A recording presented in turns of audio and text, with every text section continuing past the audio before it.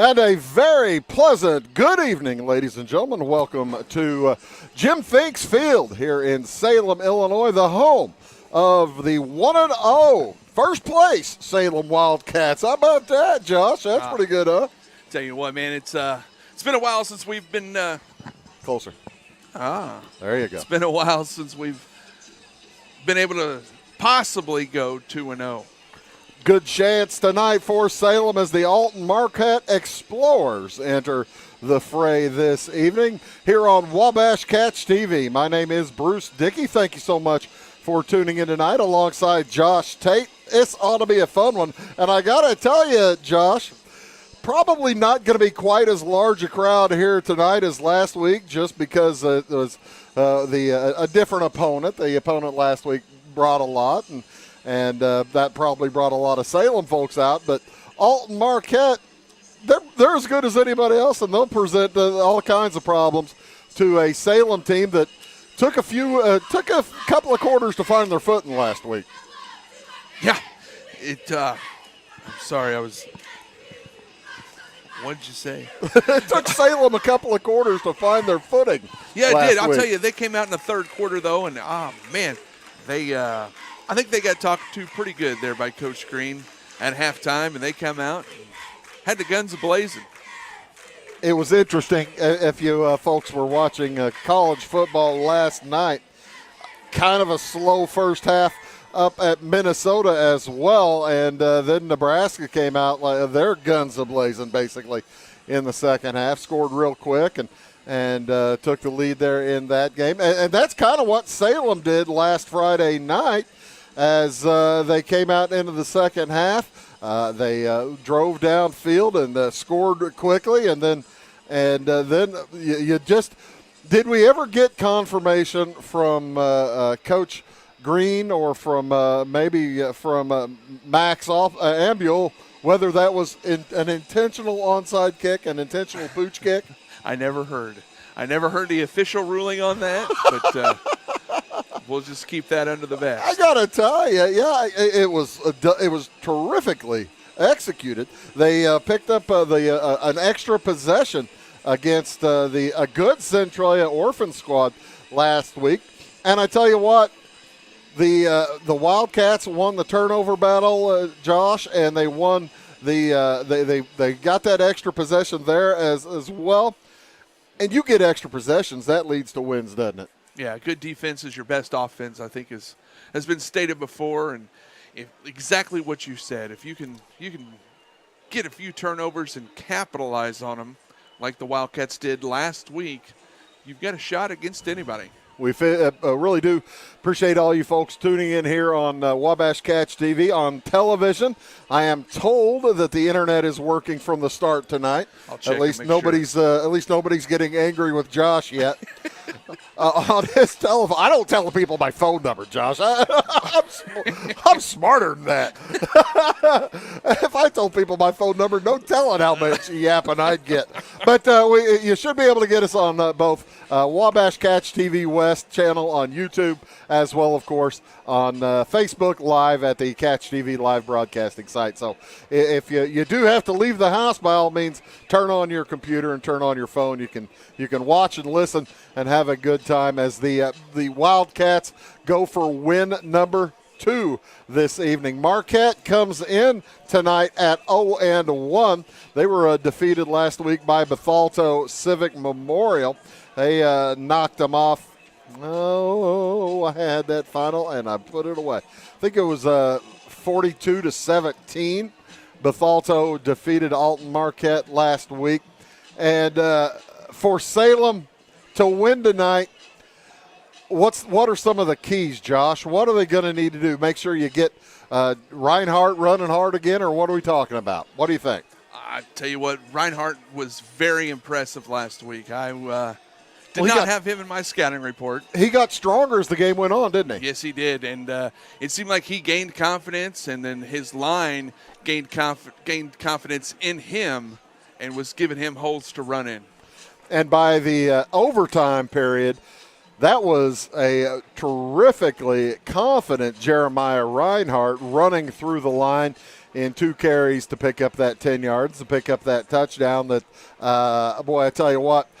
I've been doing Salem games for about 5 years, Josh, and you've been watching and attending Salem games for about 10 times that long. Not quite that. Not quite that long. But you've been here for a while. That was one of the more hyped up crowds I've seen at a Salem game last week.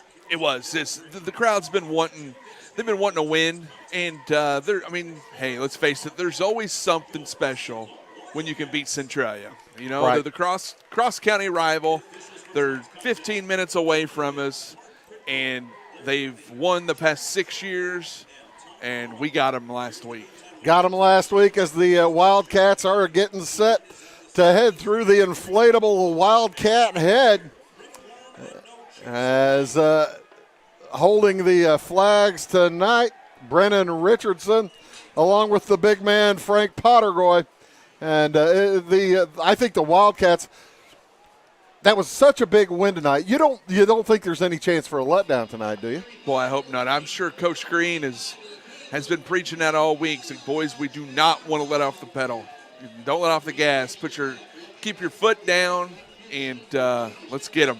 I mean, you can tell that it's a different context of an evening tonight as the band has their uniforms on. Yeah.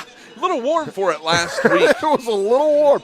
And also, tonight we're going to stick around at the half. We're going to show you the band's halftime show. It's a good one. You'll want to make sure you stick around for that through the halftime as the band does a night on Bald Mountain over the half. So. And hopefully by then the Wildcats are up about 40. Here come the Salem Wildcats.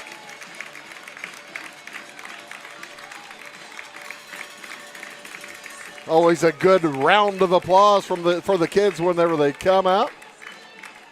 Taking a look at the Explorers under head coach Eric Dickerson, the Alton-Marquette squad, not the largest roster whenever you take a look at it, and not the biggest kids. Only one of them over 280 pounds, and that's Dalen Marshall. He's a junior. A lot of freshmen on the Marquette squad here tonight as well, Josh. That makes things oftentimes a little more difficult.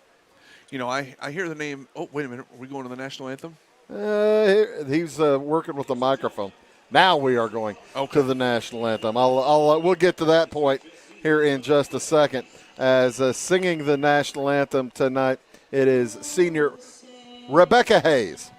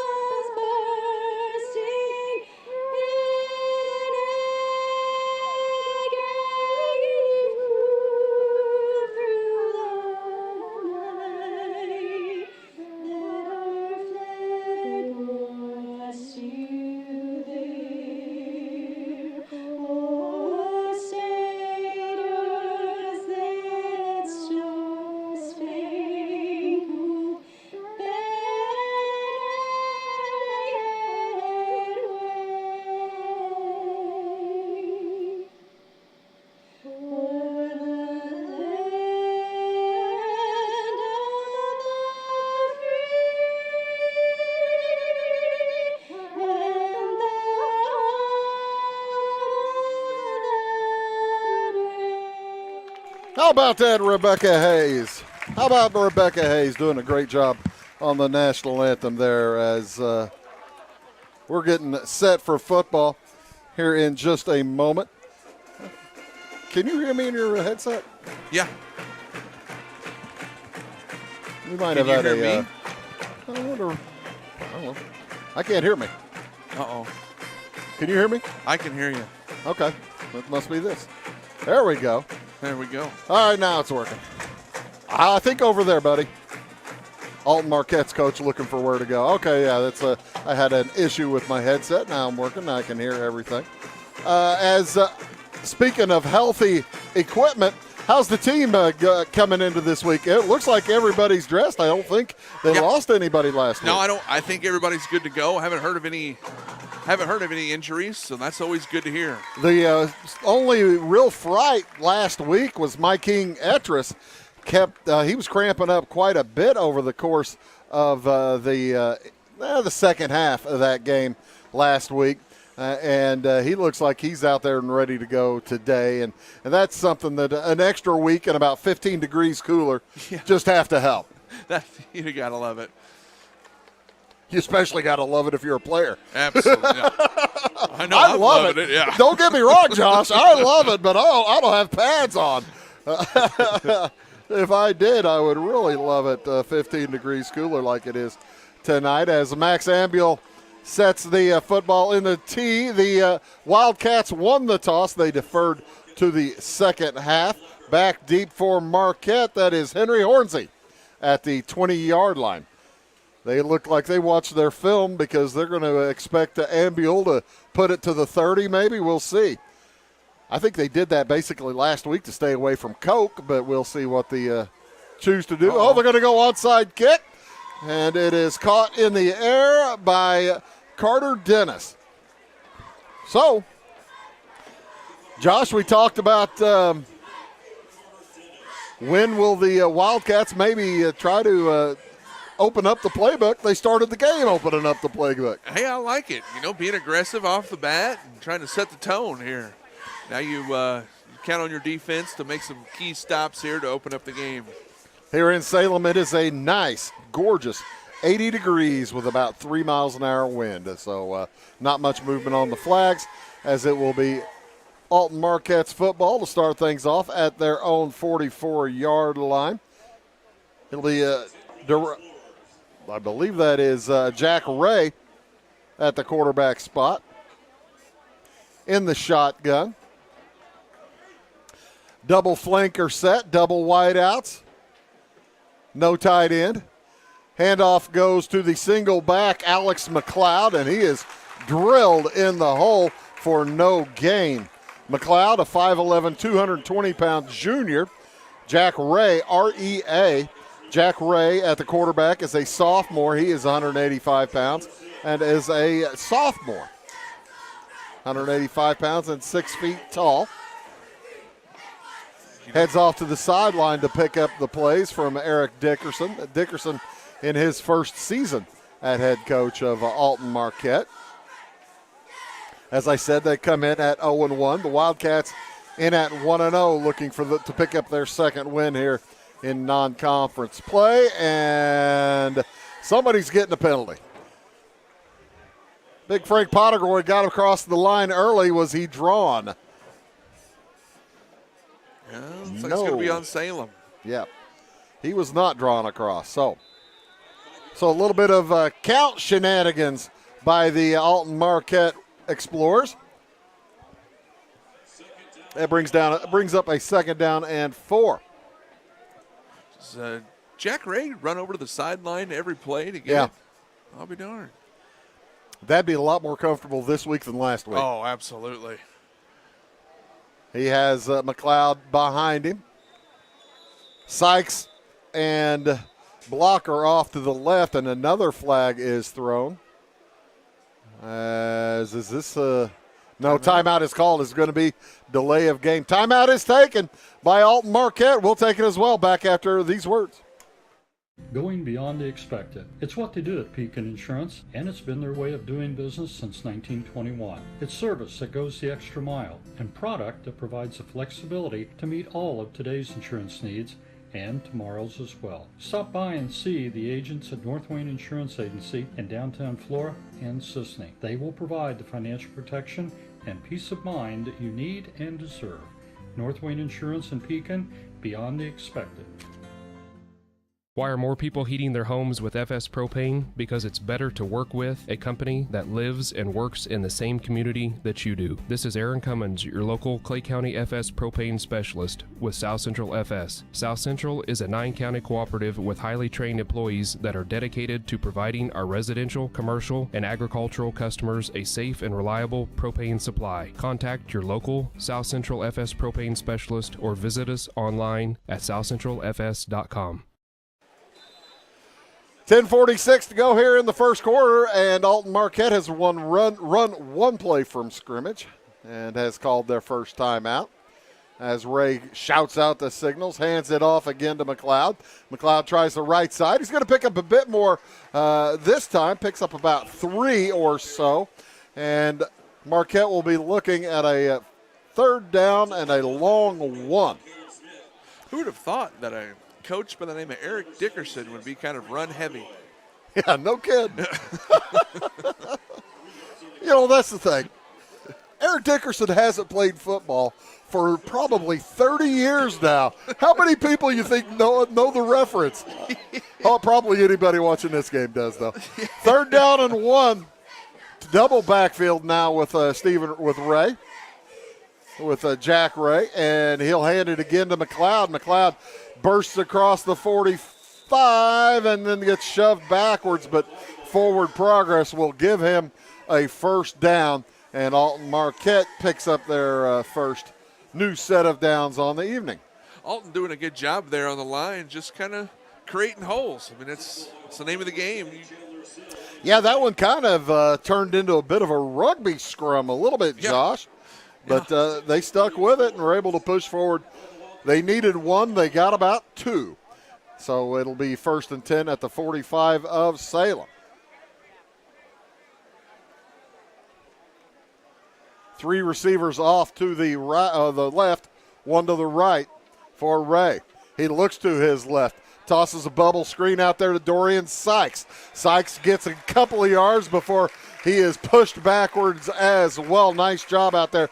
Caleb Smith along with some help from Trey Clark, I believe there, Josh. Yeah, Clark, Smith, and Tennyson had him wrapped up immediately. That was good defense there by the defensive backs. We talked a little bit about it last week, but boy, how important over the next 3 or 4 years is Trey Clark going to be to this Wildcat squad. He made quite the impression as a freshman last week in his first game. Trey's a great athlete. He's going to be something. Ray in the shotgun. It's 2nd down and 8. He's got trips to the right. He looks that direction. He throws downfield. It's intended for Blocker. And he got a hand on it, unable to bring it in. I think he was trying over there to stay in bounds. Yeah, got lucky. Mike King got tangled up with his own feet there and kind of fell down, so Wildcats catch a break. Ray jogs back in with the call here in plus territory on the Salem side of the field. You kind of begin to wonder here on 3rd and 8 if they don't pick up the first down, whether they will punt or not. Probably depends on how many they get here.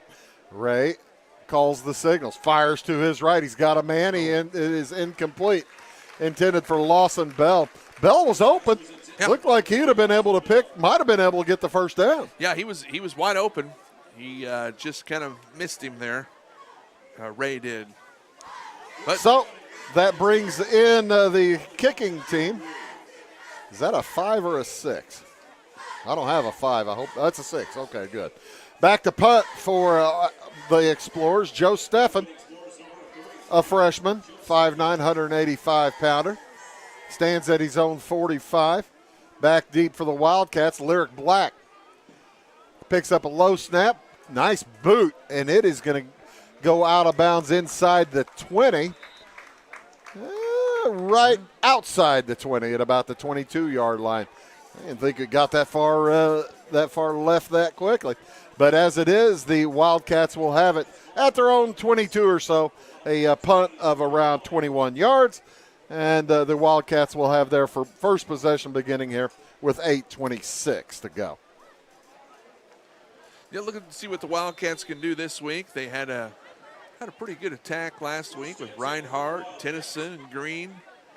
And, you've got Etris out there. You got a lot of tools. We'll see how they do this week. See how they try to move the ball around. New formation for the Wildcats as they hand off to Lyric Black, trying to get around the left side. He cuts against the grain. He's got a few yards, and he's going to get across the 30-yard line. He's going to be close to a first down, probably about a yard shy. Boy, that was a different formation than we saw all last week. I don't believe they ever ran that double flanker like that, Josh. I don't remember that either. That was a nice little adjustment there. Nice throw into the melting pot there of the plays. Samuel Green back to throw. He has a man. That's Black again. First down toward the sideline. He's dragged down before he gets there, but he's going to pick up about 10. That's the quarterback, Jack Ray, bringing him down. Yeah, looks like they're going to give him a gain of about 12. Kind of focus on Black maybe this evening. Lyric. So far, anyway. Yeah, looks like they're going man, and they've got the quarterback on him. If nothing else, it wears your quarterback down. Etris and Black out to the left side, and they may just have picked up an extra 5 yards as Sammy Wiley came across the line of scrimmage. So a little bit of sloppiness from both offensive lines so far tonight. That moves the Wildcats 1 yard away from midfield. They're at their own 49, first down and 5. Green, who ran for over 100 yards last week, hands it off. No, keeps it, fakes the handoff to Reinhardt, goes up the middle. He'll pick up the first down, plus about 5 or 6 more, a gain of 12. And it'll be first and 10 Wildcats inside Alton-Marquette territory. Yeah, that was the really cool, one of the coolest things about last week's game, Josh, is that the Wildcats were able to get 2 players with over 100 yards rushing. Yeah, you had I keep saying yeah, and I apologize. Don't worry about it. That means I'm right. But no, Reinhardt had an outstanding game, as did Samuel Green running the ball. Absolutely, they got plenty of options. Green tosses to the side. Tennyson with the catch. He cuts back to the middle. He's going to pick up about 8. Nice catch and run by Connor Tennyson, the 6-foot senior. And Connor Tennyson has a lot to do. He's playing on both sides of the ball. He had a real sweet touchdown catch last week. Yes, I was getting ready to say he faked that gentleman out of his shoes last weekend for that touchdown. Yeah, I want to keep that one in the pocket in case he needed it again. They've got Noah Nix as the flanker, handoff to Reinhardt. Nix leading the way through the hole, and Reinhardt's going to pick up about 7, maybe 8. He will have the first down. The ball came loose, and it was grabbed wisely by Brennan Richardson, who picks up another 5. Yeah. I thought he was down. I did too. I was watching the screen here, and I thought he was down. They're having a discussion about it. Yeah, the officials are going to chat whether he was down or not. But fortunately for the Wildcats, they first down. Stuck with it. They will add an extra 5 yards to the play. And how about that? That's surprising. Officials, Dave Givens, the head official tonight, along with Mike Critchell, Larry Rebbe, Jerry Shucker, and Todd Thorman. I may have pronounced Shucker wrong. Schukar. Is that Shucker or Shuker? Sounds like Shucker. Fake handoff to Reinhardt on the keeper. Green bounces outside, nowhere to go. And he's going to lose a couple, as he had about 3-yard gain before he wanted to try to make something more out of it. Green, he's definitely a dual threat there. He can pass or throw, so he keeps everybody on their toes, that's for sure. I had a TA in college named David Given from Carmi. I don't think that's the same guy. Yeah. But it could be. It could that be, guy looks old enough. It might be the same guy.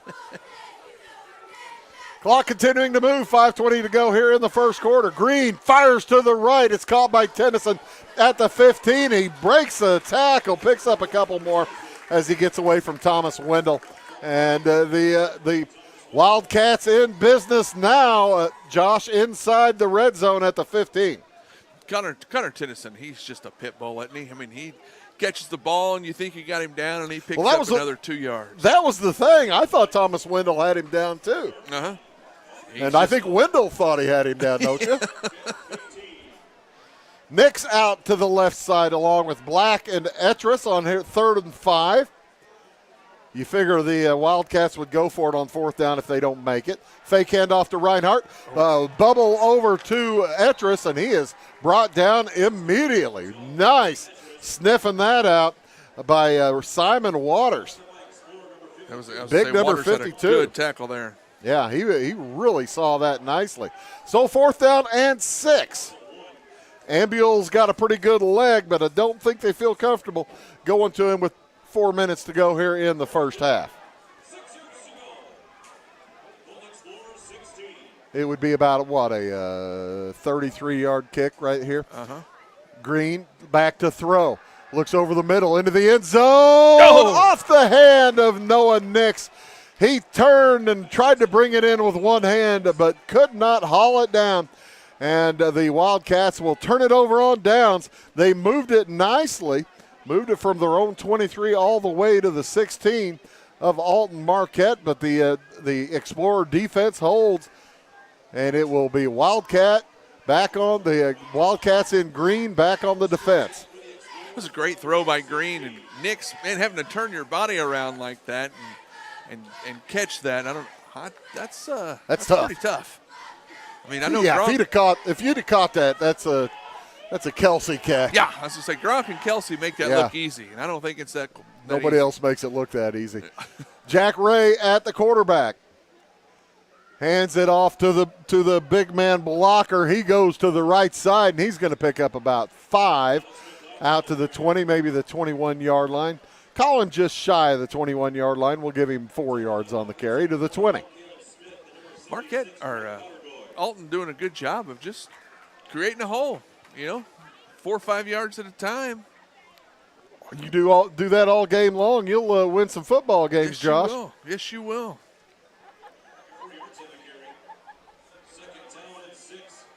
Two receivers to either side.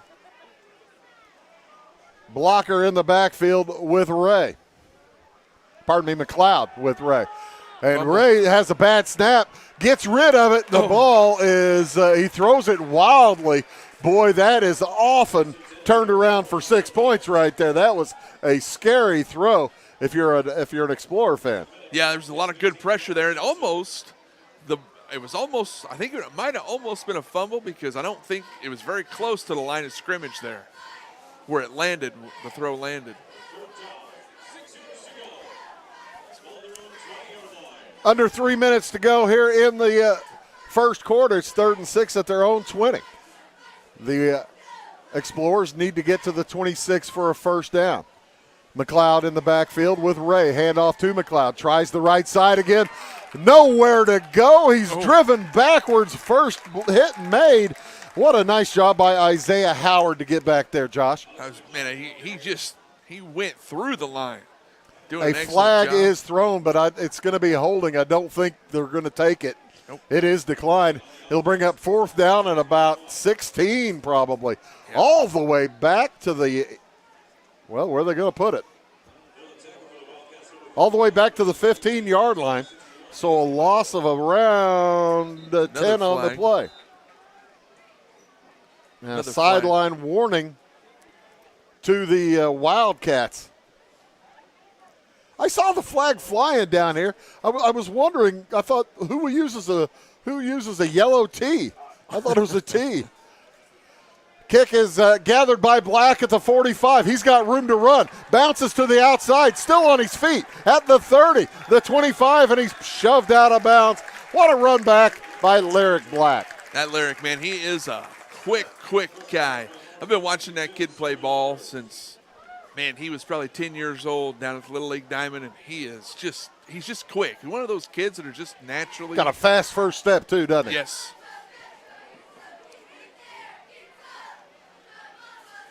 So it'll be Salem football, great field position at the 25-yard line of Alton-Marquette. The Explorers, 2:40 to go here in quarter number 1. And a equipment problem or an injury there to Simon Waters. He comes out of the game. Hope he's all right there. I don't know what happened.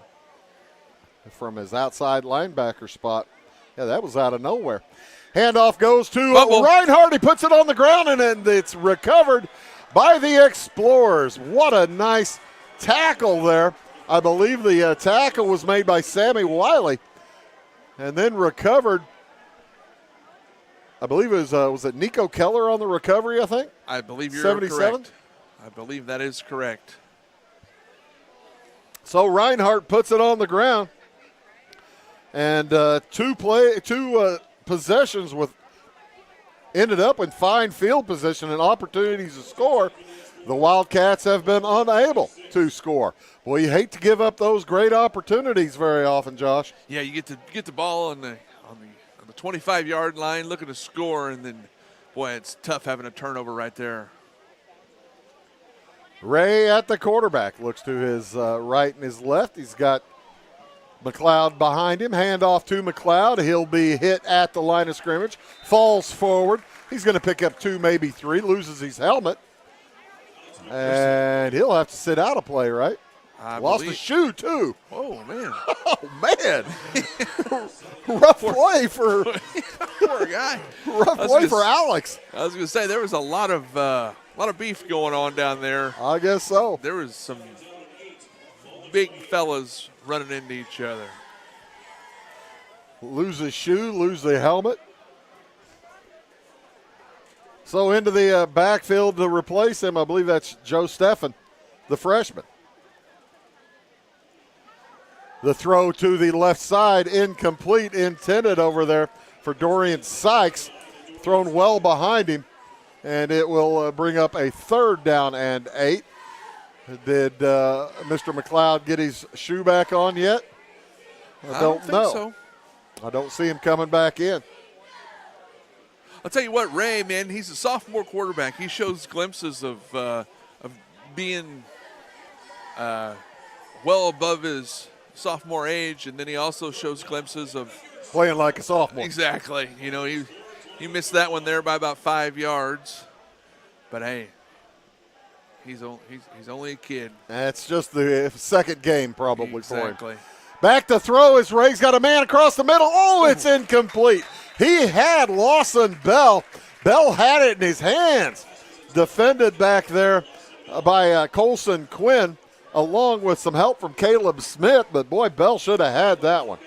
Yeah, that was, hey, I was just talking about that quarterback, you know, that was an excellent throw. That was a great throw. Put it right where it needed to be. Right in his hands. So that'll bring back out Joe Steffen to punt it away. Lyric Black with an outstanding return on the last kick. Steffen standing at his own 15, the line of scrimmage of the 28. Good snap. Punt is away. It's a low liner. Drives Black back to the 32 where he gathers and heads up the left side. Now tries to cut back to the right. Gets away from a man. Gets away from another. He's still on his feet. He turns the corner on the left corner, and he's going to get to about midfield. And that was a pretty good 18-yard return. Yeah, he made some guys miss, didn't he? I don't know, but I would assume that Lyric's a pretty good dancer the way he was doing right there. Some of those moves coming out. You guys didn't have the after junior football league dances? Back in the day we did. So Samuel Green will head out with his Wildcats with Jeremiah Reinhardt. Reinhardt probably wants to atone for that fumble. Green rolls to his right. He's got a couple of men. Throws it deep, intended for Black, well over his head, and that'll bring up 2nd down and 10 at the 48-yard line. He'll run and shoot there. Oh, hollering further. So 2nd down, 1:18 left to go here in the first quarter. Football at the 48, their own 48 for Salem. Let's see. Did you see the numbers for Green last week? He was 18 for 23 throwing the ball. Was he really? Yeah, anytime you can throw it that well, that'll play. Yeah. Oh, what a nice block. It springs Reinhardt for a Very first good. down. How about that block by the freshman Trey Clark? That's I know we was talking about Connor Tennyson do it last week. That's a team player right there by Trey Clark. And he blocked two guys. Yes, you just give up your body so your teammate can get that ball to a first down. And as a 10-yard, make it a 11-yard gain there for Reinhardt. So it's 1st and 10 for the Wildcats at the 41 of Alton-Marquette. Scoreless here as the first quarter begins to wind down. Green looks to his right, now looks over the middle to Nix. Oh. Nix gets a hand on it again, unable to bring it down. Well defended. Simon Waters with outstanding defense. Good to see Waters back into the ball game after he had to run to the sideline. Yeah. Good to see that he's healthy. I was going to say that was a good pass. No, it was just covered up. I mean, he put his paw up there and almost had it, but Waters was all over him. Noah Nix is I think he's growing as the season goes on. He's listed at 6'4". I bet you they're going to have him 6'5" or 6'6" in the basketball program. I would agree with that. Pass out to Clark over on the left side. He'll pick up 2 or 3. Brings up third down. And third down and about 7. Football laying between the 38 and the 39-yard line. They need almost all the way to the 31. Do you run a play to end the quarter, or do you just let it run out? I do. Yeah, they're going to run. If it falls in the rhythm, you go ahead and run it here at the first quarter. And they will do so. Rolling to his right, Green looks downfield. He's got Nix caught. Incomplete. Check that. He dropped the ball. So they'll run one more here with 4th down and 7. Will the Wildcats choose to punt to end the quarter, or will they choose to try a play? It looks like they're going to punt. 3 seconds to go on the game clock, and with the incompletion, the clock stops. That's an offense. Yeah. That's not a punt team, is it? No, they got Green out there in the whole shot. Well, Reinhardt stayed out there. Reinhardt, I think, must be the long snapper. As it is, 4th down and 7. Big play early here for the Wildcat offense. Green to throw. It's a screen and intended for Tennyson. Oh. And it is incomplete. So it will be Alton-Marquette football when we return after a scoreless first quarter. We'll be back after these words. At your locally owned Napa Auto Parts stores in Flora and Louisville, you can count on experts to have the solutions to keep you running on the road or in the field. More than just your car, the Napa Auto Parts stores in Flora and Louisville carry a large inventory of Napa products for farms, heavy trucks, and just about everything that moves. Experienced associates understand your needs and are ready to help with the perfect part at a great value. That's Napa Know-How at your locally owned Napa Auto Parts stores in Flora and Louisville. Briscoe Surplus Sales on the northeast edge of Flora is your one-stop do-it-all shop. Looking for rugged boots and footwear from great brands like Lacrosse, Rocky, and Carolina? They're there. How about top-notch small engine parts and service? Briscoe Surplus Sales has it. Whether you're wiring your switches or switching your wiring, Briscoe Surplus Sales has the solution and the know-how to help you get the job done right the first time. Briscoe Surplus Sales, your one-stop do-it-all shop. If you're looking for a loan for your brand new home, call Clay County State Bank. If you want to transfer money so your future will look sunny, call Clay County State Bank. We got checking and savings and bill pay too. An online banking, just ask our crew. For all your banking needs, we think you will agree. Clay County State Bank is the place you need to be. Clay County State Bank. Welcome back for the second quarter here on a gorgeous Friday night at Jim Finks Field. Bruce Dickey here along with Josh Tate.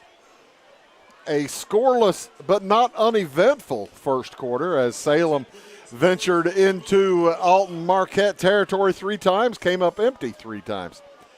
Jack Ray, the quarterback, hands it off. He is back. That is Alex McLeod, and he's going to pick up 3, maybe 4, maybe 5 yards off to the left side. Give him 4 as the possession started at the 39. Give him 3, gets out to the 42. It will be 2nd down and 7. The Marquette Explorers typically running 3 wideouts, 3 or 4 wideouts. No tight ends for the most part for the Explorers. Low snap, throw out to the left side. That is gathered by Darrell Blocker, and he's going to pick up a few yards too. Picks up about 6. That'll bring up a 3rd down and 1, maybe 2. Blocker gets some pretty good moves out there. Yeah. Caught it, made a good move, and got a good block. 3rd down and a long 1, short 2.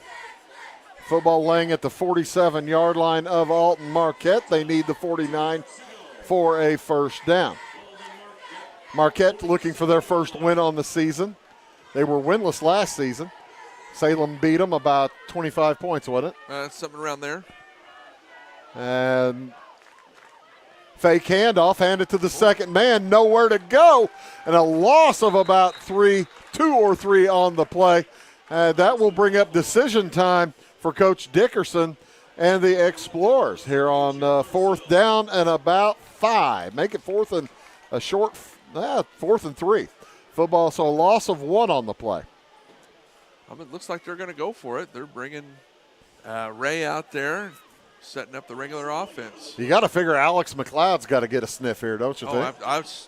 You're thinking what I'm thinking. Yeah.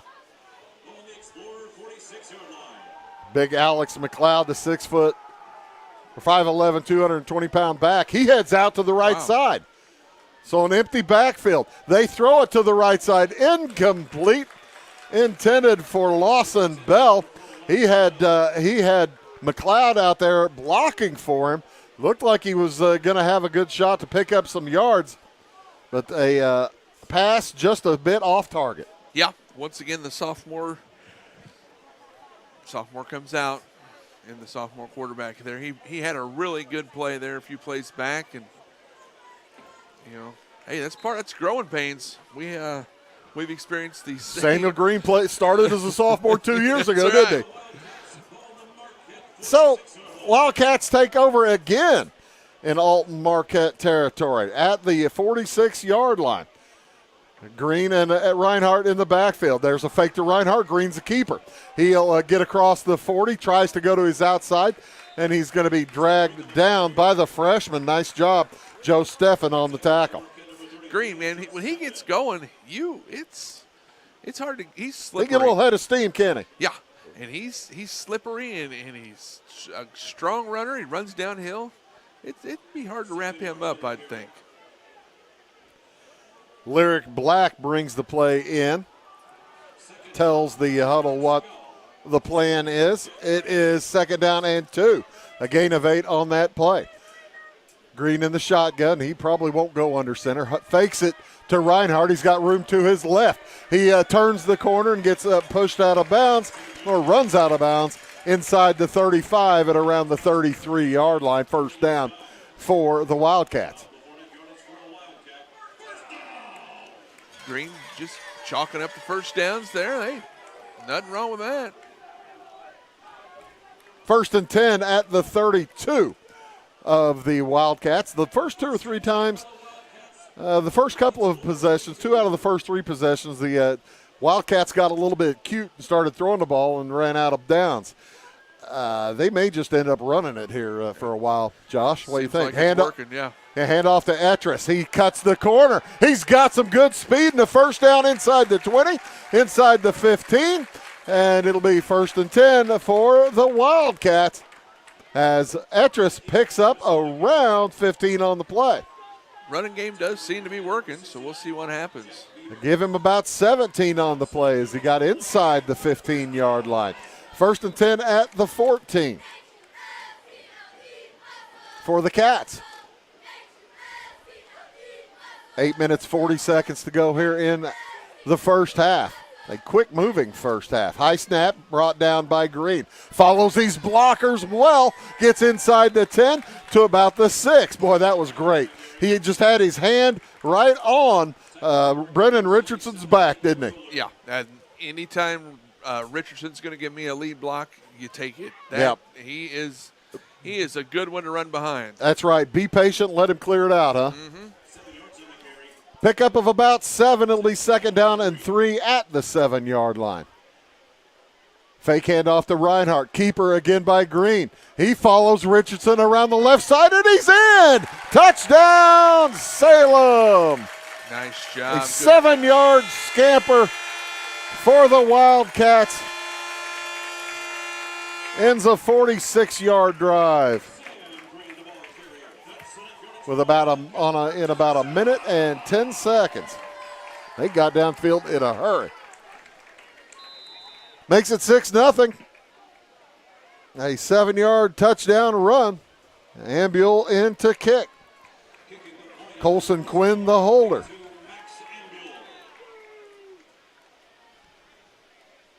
The kick is blocked, so no good. But with 7:56 to go in the first half, it is Salem 6. The Alton-Marquette Explorers, nothing. Back after these. For service beyond the surface, call Carter Trucking in Fairfield. Carter's trucks are ready to haul your big freight and grain. So whatever you call Jeremy Carter, the Mucho Mulcho Man, the driveway doctor, the gravel guru, the pothole pirate, the rockin' redneck, the smooth operator, the mudhole master, or the happy hauler, just call him. 842-2022 to haul your big freight, grain, and more with trucks from Carter Trucking, Williamson Drive in Fairfield. Having car trouble, need a tow, or just some routine maintenance? Butcher Automotive in Louisville has you covered. Locally owned and operated, Butcher Automotive offers complete vehicle repair services along with tire sales and wheel alignment. They're your local Hankook tire and interstate battery dealer. Butcher Automotive offers free local pickup and delivery so your car can be repaired while you're at work or at home. Butcher strives to treat everyone's vehicle as their own. At Butcher Automotive, they don't want you to give them your business, they want to earn it. Fashion is our passion at Carnaby Square. We specialize in customer service and have since 1980. Our multi-generational boutique features your favorite on-trend to classic famous maker fashions, footwear, accessories, and a massive inventory of Brighton. So come, relax, explore, and elevate your look with us. Everyone is welcome, where we always wrap it, tag it, and bag it for free at Carnaby Square in downtown. Darryl Blocker back deep for the Explorers as Ambule set to kick it away for the Wildcats. You think he'll try to onside kick it again? I don't know. Max is Say, surely not. I wouldn't think, but you never know. This time he There puts we the go. full boot to it, and it's going to roll out of bounds at the 20-yard line. So actually the worst result that he's had on a kick all year long. Because that brings it out to the what, 35? 35, yeah. Oh, well, it was good, Josh, to see with the fourth trip into Explorer territory that the Wildcats were finally able to bust through. Yeah, the running game, man, that seems to be where it's at. Hopefully the Wildcats defense can hold them here. They can get back maybe another touchdown here before the end of the half. Well, that's the thing with the numbers difference for these two squads. You would think you'd want to maybe wear them down a little bit. Absolutely. As the Explorers head to the line, they're short a player. Here he comes. Boy, he's scooting over there. Had to get his helmet. Thomas Wendell is in. They tell him to play, and Alton's going to have to take their second timeout with 7:56 to go here in the first half. We'll take it as well back after these words. It is all things new at Zimdar's Heating, Air Conditioning, and Appliance Repair. We have a new line of heating and cooling equipment and new technicians. Our new equipment line offers 24 months free financing and excellent warranty coverage. Our experienced service technicians can provide you with quality service and repairs on all brands of HVAC equipment. Zimdar's has been serving Clay County and the surrounding areas for over 23 years. The employees of Zimdar's are here to help, so call local and call Zimdar's.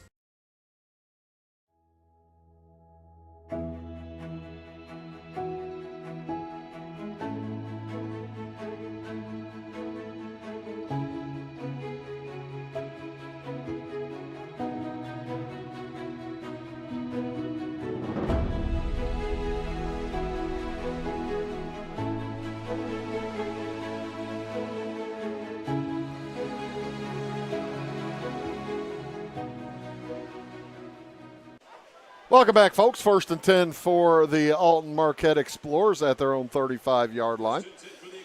2 receivers to each side for Jack Ray and McLeod behind him, the big senior. Man goes in motion. The handoff goes to Darrell Blocker. He's got the corner, and he's going to pick up about 5 yards to the 40-yard line.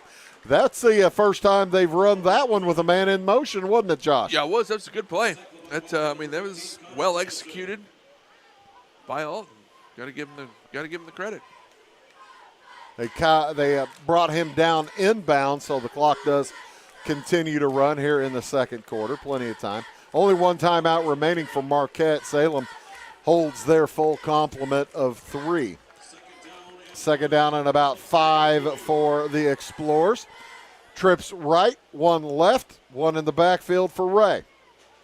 And a false start should give that 5 yards right back. It will. Gives that 5 yards right back to the Wildcat defense. Thank you very much. As I believe it was, who was it that was pushing through right there? Chandler Sill. Glad to get that call, too. He didn't want to give him 5 yards the other way, did he? Oh, I don't want that. No. Coach's going to get mad. Nice job by Chandler.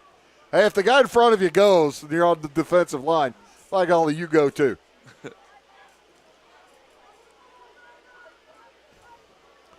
So, second down and 10.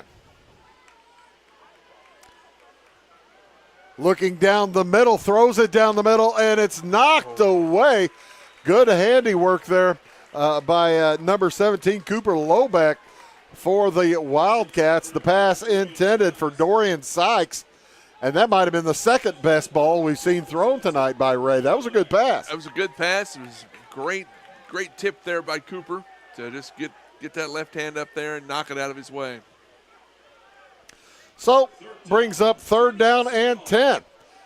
Wildcats would dearly love to get the football back with about 6 minutes to go here in this first half and get a quick score, maybe get another one. Who knows? 6-0 lead for Salem. Ray back to throw, looks to his left. He's got a man. It is caught this time by Sykes. Oh. He cuts down. He'll have near first down yardage. He made a nice little hole for himself down the sideline. He will have the first down at the 46 of Alton-Marquette. Well, I thought they were going to get him out of bounds at around the 40. I did too. Wildcats been having trouble this year just getting that big third down stop. You know who's never missed a tackle? Who's that? Sammy Sideline. It's true. It's very true. Sammy Sideline makes every tackle. 1st and 10 for the Explorers. And the handoff up the gut. McLeod, he's going to pick up a yard. I keep wanting to call them the Marquette Warriors rather than Marquette Explorers. And the thing is, the Marquette Warriors haven't been the Marquette Warriors for about the last 15 years. Yeah, I was going to say it's been a while. But I know old habits are hard to break. Old habits are terrifically hard to break. The Marquette Explorers pick up a yard. It'll be second down and 9. Nice methodical drive so far here for Alton-Marquette as 2 receivers head each direction. Back to throw is Ray. Off to the middle, and it's caught. It's going to be close to a first down. I believe that was Dorian Sykes again. And he's going to be stopped just shy of first down yardage, about a yard short at the 45. Across midfield, however, it's 3rd down and 1.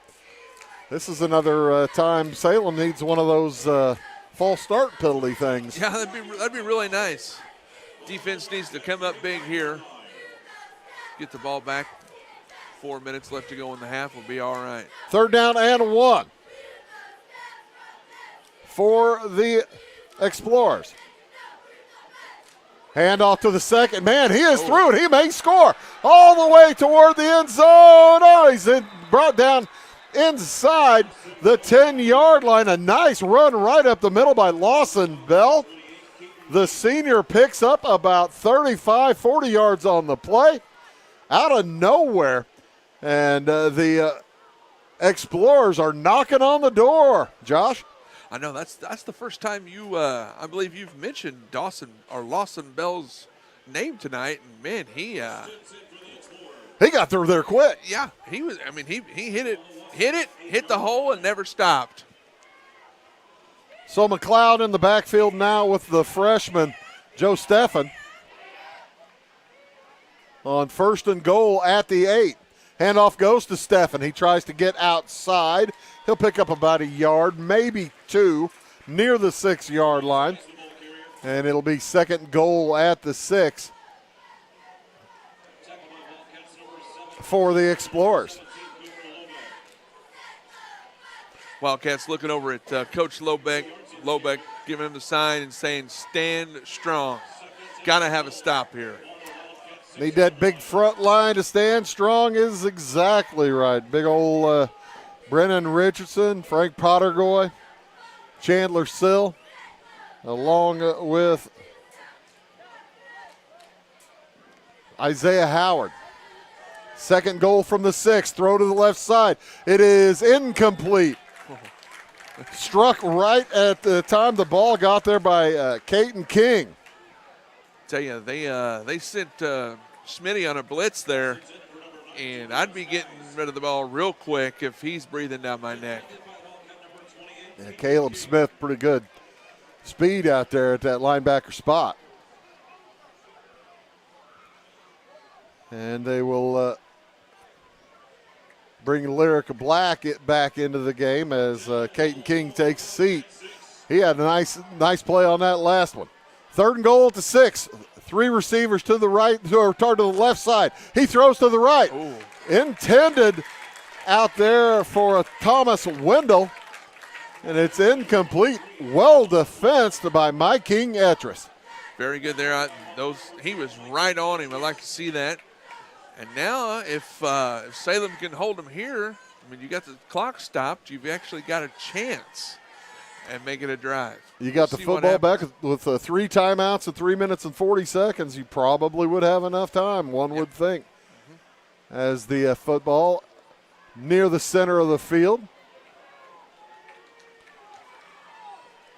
4th down and goal at the 6. Salem trying to fire up their fans, and Alton-Marquette's going to take their final timeout of the first half. Trailing by 6. This is a big play. We'll be back after these. Clay County Hospital is your life-saving connection. We have spent our lives preparing for when you need us. Quality professional care right at home. Our team will support you and your family so you never feel alone. We will make you feel welcome whether you need care, are visiting a loved one, or seeking employment. Clay County Hospital. Professional care, compassionate hearts. Dedicated, devoted, and driven. The folks at Amy Lee Realty are here to find you the home that you deserve. Born and raised in Clay County and northern Wayne County, the real estate needs of our area are Amy Lee's expertise. Check out Amy Lee's Facebook page for current promotions or browse local listings at amyleerealty.com. Or if you're looking to buy something new or sell your property, come into Amy Lee Realty in Flora to see what she can do for you. So big play here, Josh, for the Alton-Marquette Explorers. 4th down and goal. Don't get much bigger than this. One man to the right, 3 to the left. Man in the backfield is McLeod. Back to throw is Ray. Looks to his left. He's got a man. Touchdown, Alton-Marquette. He gets Sykes. Sykes basically runs a button hook, and it's a 6-yard. It's a 6-yard catch and score for Alton-Marquette, and they'll have a chance here to take the lead. Nice 65-yard drive. That was a real nice play there by Alton. Yeah. Ended in about 4 minutes and 30 seconds. They will kick the extra point. Good snap. A kick is blocked. And it will be no good. So with 3:34 to go in the first half, we remain tied 6-6. Back after these. Hi, my name is Landon Carter, and I'm a financial consultant at Benjamin F. Edwards in Florida. Whether you're planning to send a loved one to school, preparing for retirement, or passing your wealth to the next generation, we have the knowledge and perspective to implement financial strategies that will help you move smoothly through life's transitions. Here at Edwards, our clients know that we are fully invested in their financial future. To find out more, Cole Duke and I invite you to give us a call at 618-508-8050. Benjamin F. Edwards, member SIPC. All right. 3 minutes, 34 seconds to go. Enough time for the Wildcats to get something going here, Josh. But, boy, the defense gave up a long, sustained drive there, and that's a no-no. Yeah, that you get them 4th and 6, and that's too bad. Freshman kicker for the Explorers, set to boot it away. As Coach Dickerson counts these players and runs another one out there. Back deep, Tennyson along with Etris for the Wildcats at their own 8-yard line. It's a squibber, and it's caught, and a nice, smart play there by the Salem Wildcats, Owen Becker. He just caught it and dropped. That's the best thing you can do. No need to be a hero, just just good recovery, Owen. Alton-Marquette does lead the turnover battle so far in this game, as they have recovered the only turnover is a fumble by Reinhardt late in that first quarter. It'll be Salem football, 3:34 to go here in the half at their own 37-yard line.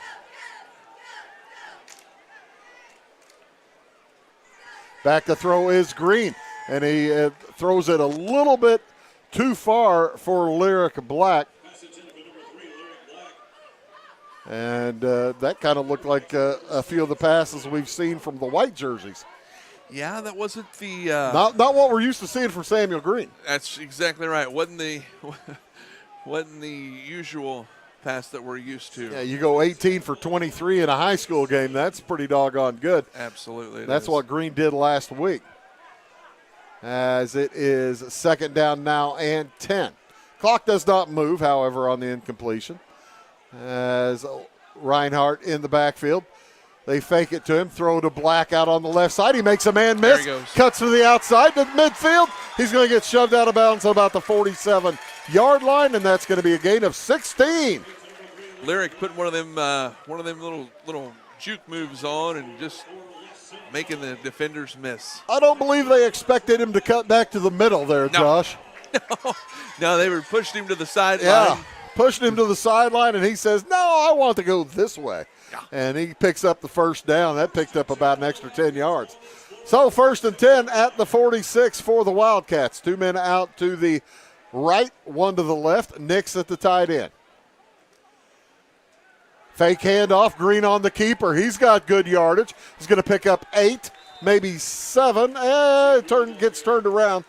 Forward progress will put him at the 39-yard line, and a gain of around 8 yards for the senior. So 7 yards. It didn't look like there was a whole lot there when he got started, though. No, Josh. He made something out of nothing, which Hey, that's commonplace for Sam Graham, it seems. I love Gus Johnson last night during that football game. And he on that, did you see the play where Nebraska scored? He says, Nebraska just made chicken salad. Throw down the left sideline to Etris is incomplete in his hands, but well defended down on that sideline, and it'll bring up a 3rd down and a long 3, short 4. Need to get to the 36-yard line. Football laying between the 39 and the 40. I know it goes against everything you're supposed to say, but I'd like to see him run here. The running game seems to be getting some yards. We still got all of our timeouts, right? Got a wing back. Yeah, 3 timeouts remaining. Gets it to Reinhardt. Reinhardt's got 1st down, and he's still on his feet. He's still chugging inside the 20, a pickup of 20 on the play. Strongest run of the night for Jeremiah Reinhardt. And 1st down stops the clock, so Wildcats seem to be capitalizing on the run game here. With 3 timeouts remaining, Salem has plenty of time here to pick up a 1st down and run whatever they want. High snap brought down by Green. He rolls to his right, looks that way, nobody there. Pick catches Nix coming across the middle, and he's going to be inside the 5. Nearly struggled his way into the end zone, and it's a 1st and 10. A pickup of around 16, maybe 17 on the play, Josh. 1st and goal, isn't it? Yeah. Did I say 1st and 10? Yeah, 1st and from the 2. Wow, I didn't realize he was that close. Yeah, he almost got in. Nice. Clock does continue to roll, and wisely the Wildcats, they're not going to use their timeouts if they don't need them. Reinhardt in the backfield with Green. We might see a dose of Jeremiah Reinhardt left, Jeremiah Reinhardt right. How about Jeremiah Reinhardt up the middle for the touchdown? 2-yard score for Jeremiah Reinhardt. Nice job. Salem goes up 12-6, and they're going to go for 1. Try to get a 7-point lead. As Max Ambule sets the tee down at around the 9-yard line. The effort last time was blocked. Each team had their kicks blocked on the first touchdowns tonight.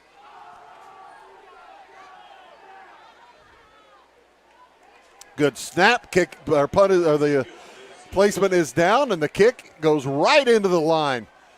So another one blocked, but the Wildcats take the lead by 6, 12-6 back after these. Discover a world of style and comfort for your home at Chapman's Design and Furniture. Looking for the ultimate relaxation? Don't miss our uplifting Comfort Series recliners. Sink into luxury and unwind like never before. Visit us on Main Street in Salem or call 618-548-2221. Elevate your home with Chapman's Design and Furniture, creating beautiful spaces one room at a time. At Clay City Banking Company, we're all on the same team, regardless of zip code. At home, work, school, or across the country, you can be part of our team with our cutting-edge mobile banking products. From your hand, you can check balances, transfer money, make deposits, and pay bills. Looking for a loan? We've got you covered with our mortgage, agriculture, commercial, and consumer loans. Join our team today. Clay City, Flora, Louisville, and Fairfield Banking Companies. We're the hometown banks, member FDIC, and equal housing lender. As Josh and I have an interesting conversation about things that aren't going to happen. He says onside kick. I say no way. I say timeouts after Alton-Marquette gets the ball, and that's probably a no way. The kick is deep. It gets over the head and grabbed at about the 9-yard line by Blocker, and he's going to get driven backwards and all the way. Well, he got out to around the 14. But they'll put him back. They drop him at the 9. He'll get the football. The Explorers will start at their own 14. Now, I think it's more likely they burn timeouts. Yeah, I'd agree with you. Get a stop, call a timeout, stop that clock, and try to get that ball back. If the Explorers were starting from about their own 35 or 40, maybe you let them run the rest of the clock out. But here you might burn timeouts, see if you can't pick up a quick score at the end of the half. The Wildcats will get the football in the second half to start things. With 1:45 to go here. They spread players all across the field. Ray fires it deep, and that's going to get picked. That might have been tapped. Grabbed by the freshman Clark. He heads down the sideline. He's going to score. Trey. Touchdown. And a flag is thrown inside the 10. Let's see what the flag is. It looked like Salem might have got a hand on that pass. Oh my heavens, that's a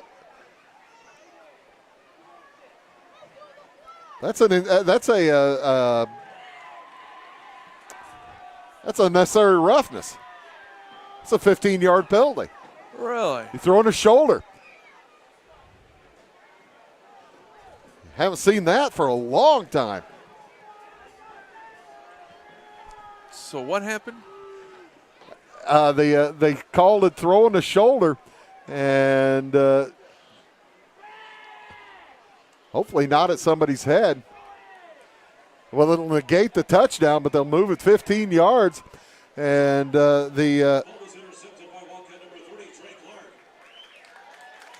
well, should have been 15, but that maybe from the spot of the foul. Yeah, that wasn't 15 though. Well, he did this. Did you see him do he leaned his shoulder forward like somebody was giving I don't know, strange.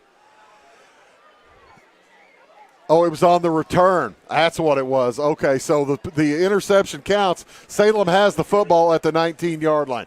That's what it was. Gotcha. An illegal block inside the 10, moved it back to the 19. Salem has the football, and it'll be 2nd down and 7 after a gain of 3. Salem with all 3 of their timeouts remaining. So it was after the change of possession, folks. Sorry I messed that up. We'll be under a minute to go in the half by the time this play rolls. As Green throws to the left side. Etris with the catch. He may score. Touchdown, Salem. 15-yard pitch and catch from Samuel Green to My King Etris. All following the interception by Trey Clark. Evened up the turnover battle. And what's Salem going to do now, leading by 12? Looks like they're going to leave the offense out there this time and go for 2. Coach Green might have seen enough of the footballs flying into the backs of his own linemen. Football lays at the 3 for this extra point try. Salem's going to take a timeout and think about it. But Salem gets a quick score before the end of the half. They lead it 18-6. I tell you what, Josh, let's keep it right here during this timeout to talk about what can go on here late in the half. And it also gives us a chance, folks, to remind you that we'll stay here for the halftime show. The Salem Marching Wildcats will be portraying A Night on Bald Mountain. That's always a good, fun show.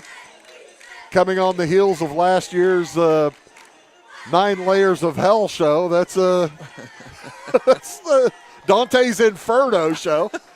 It makes you think they've got a theme. The high school band, they do a great job. Halftime shows are very, very entertaining and inventive. So we'll be here for that show. As the band wore uniforms, we figure we better show them. It's 18-6 as Salem's going to go for 2 here following the nice pitch and catch to Etris, and he's unguarded right now. Finally somebody coming out to guard My King Etris. All by himself in the backfield. The handoff or the pitch forward to Etris. He's going to try to turn the corner, and he does so. The try for a point is good. A late flag is thrown. I don't think that they're going to count the illegal use of hands against Salem. So that'll put the football back to the 12-yard line. That was well behind the play. Somebody must have shoved somebody in the back. make it back to the 13-yard line. We'll try it again.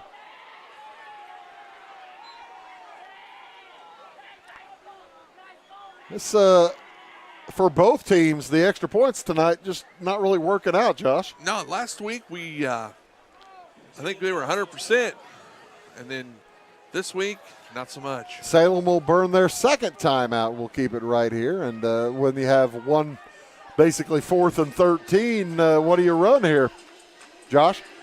Whew. I'm never right at these. So, I'll tell you I'd throw it side to Etris again, to tell you the truth, till they can stop that. Hey, that's a great option. I was going to say either Etris or somebody we haven't mentioned much tonight. That's Connor Tennyson. Connor, had that one catch earlier. That's about it, isn't it? Yeah, he might be being a little forgotten about, so you might try him. I don't know. We'll see what Coach Green comes up with. He's out there giving some instruction as we speak. We appreciate all you folks tuning in here on Wabash Catch TV. My name is Bruce Dickey, along with Josh Tate, Lisa Haycock on one camera, Carrie Linder on a camera, Maddox Hemrich on a camera, and Abby Springmeyer in the truck doing a wonderful job, all 4 of them. We couldn't be up here without them, that's for sure. So, 4th and 13 basically for 2 points. And Black and Tennyson on the left side, Etris on the right by himself. Nick stays into block, throw to the left side, receiver falls down. It's going to be a defensive holding, I think. And that's on Dorian Sykes. They were targeting Tennyson, weren't they? Yeah, he dropped Tennyson down there.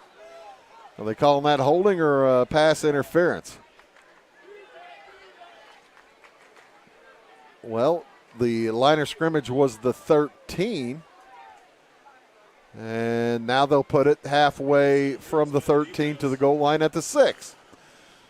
So it doesn't really matter whether it's holding or I think holding's a 10-yard penalty now in high school, isn't it? That sounds correct. For defense.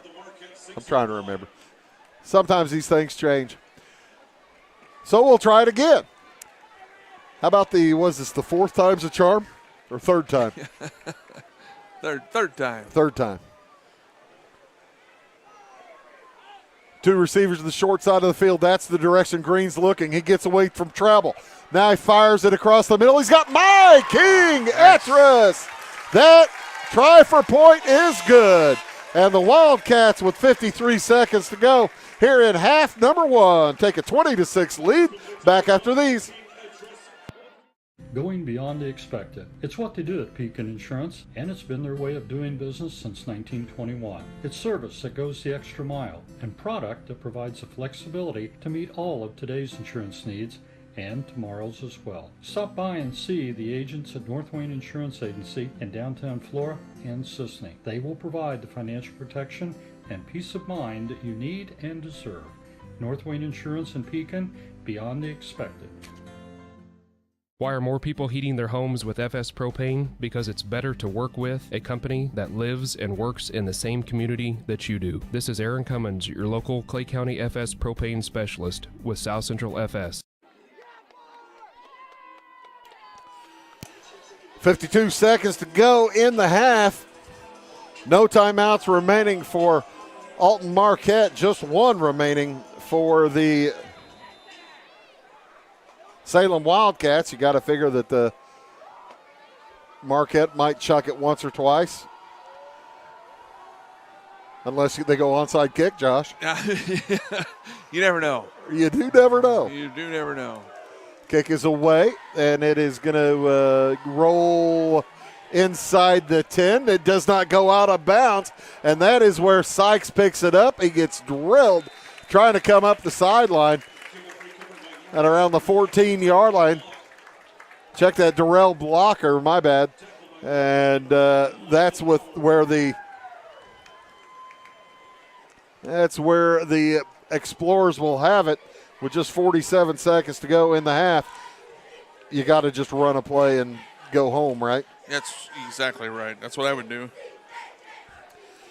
Few halftime scores. Fairfield leads El Dorado 24-6. That's down in El Dorado. Flora leads Christopher 14-6 at the half, down in Christopher, CZR. Carmi leads Hamilton County 12-8. Cesar-Valier leads Pinckneyville 14-7. Johnston City over Edwards County 22-0 at the half. We'll have more halftime scores as the evening progresses. Not quite to the half here.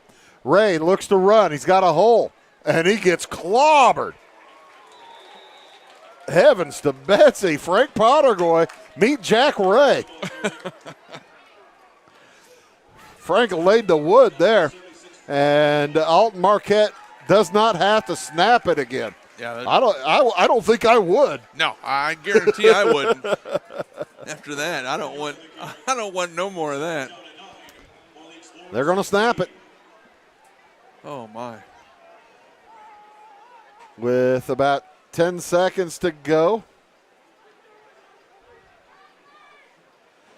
Ray back to throw. Looks down the left sideline. Over the middle, it is incomplete, intended for Darrell Blocker. And they'll have time for one more play with 1 second to go on the clock here in this second quarter. Good second quarter for the Wildcats. They picked up 3 touchdowns. Yeah. A little different from the first quarter, wasn't it, Josh? Had a scoreless first quarter, and now here we've had all of our points scored in the second. As Jack Ray talks to his team in the huddle, they break the huddle with about 10 seconds on the play clock. They may have trouble getting this one going. 4 seconds, and a flag from the sideline as offside against the Wildcats. Oh, I believe Owen Becker lined up offside. That's who they're talking to on the, anyway, as he comes out. So basically 3rd and 79 here, 4th and 79. Handoff goes to Alex McLeod. He's going to pick up a 4 or 5 yards and be brought down handily. We'll keep it right here as the band will take the field. We'll enjoy the show. But a good second quarter, and a good first half in total for the Wildcats, Josh, as they pick it up in quarter number 2 and get 3 touchdowns and lead 20-6. How'd the scoring go? Well, it was scoreless in that first quarter, but then in the second quarter with 7 minutes and 56 seconds left, we had that 7-yard TD run by Sam Green. Extra point was no good. Then with 3:34 left to go in the second, that's when Alton-Marquette scored their touchdown. It was a 6-yard touchdown pass from Ray to Sykes. Extra point was no good. We were tied at 6. Then it went real quick. We had a 2-yard touchdown run by Reinhardt with 1:51 left to go in the half. With Salem went up 12-6. Extra point was no good. We got that interception. And with 52.9 seconds left to go in the first half, they had the 15-yard TD touchdown catch from Green to Etris. And then Green to Etris for the 2-point conversion to get us where we're at. That's the thing, Josh. The crowd, we talked about it a little bit. The crowd a little subdued tonight compared to last week especially. Oh, yeah. But I think that that interception finally woke folks up, don't you think? Yes, it did. I mean, that was a big kind of a turning point, and it got people fired up and got them behind these kids, which is it's always fun. Taking a look at the marching Wildcats set to go under the direction of John Randolph, assisted by Matt Webster, along with Andrew Stunninger. Instructors Dusk Donahoe, color guard, Carly Heipel, percussion, Kate Young, and Taya Cape, marching techs. So enjoy the marching Wildcats.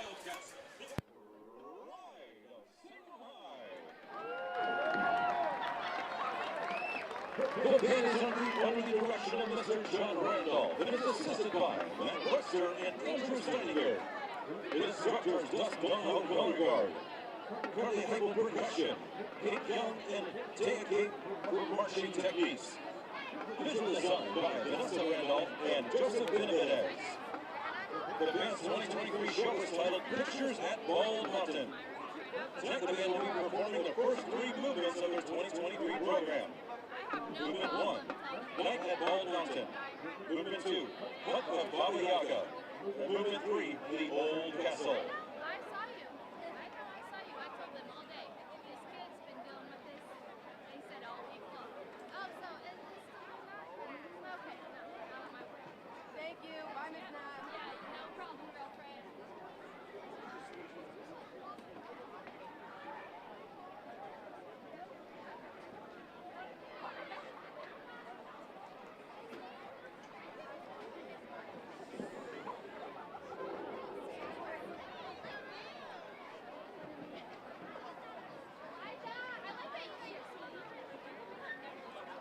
From Major Olivia Howe, is your band ready?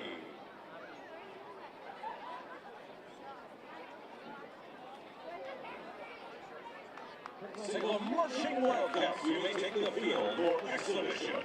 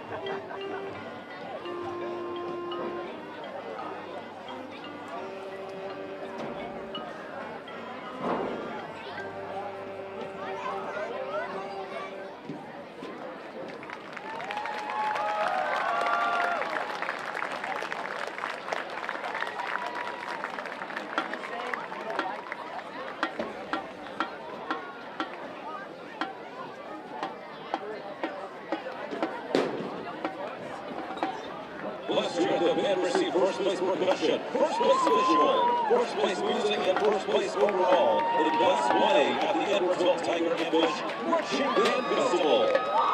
Also, there's first place percussion, first place music, first place visual, best soloist of the day with our very own Evan King on alto sax.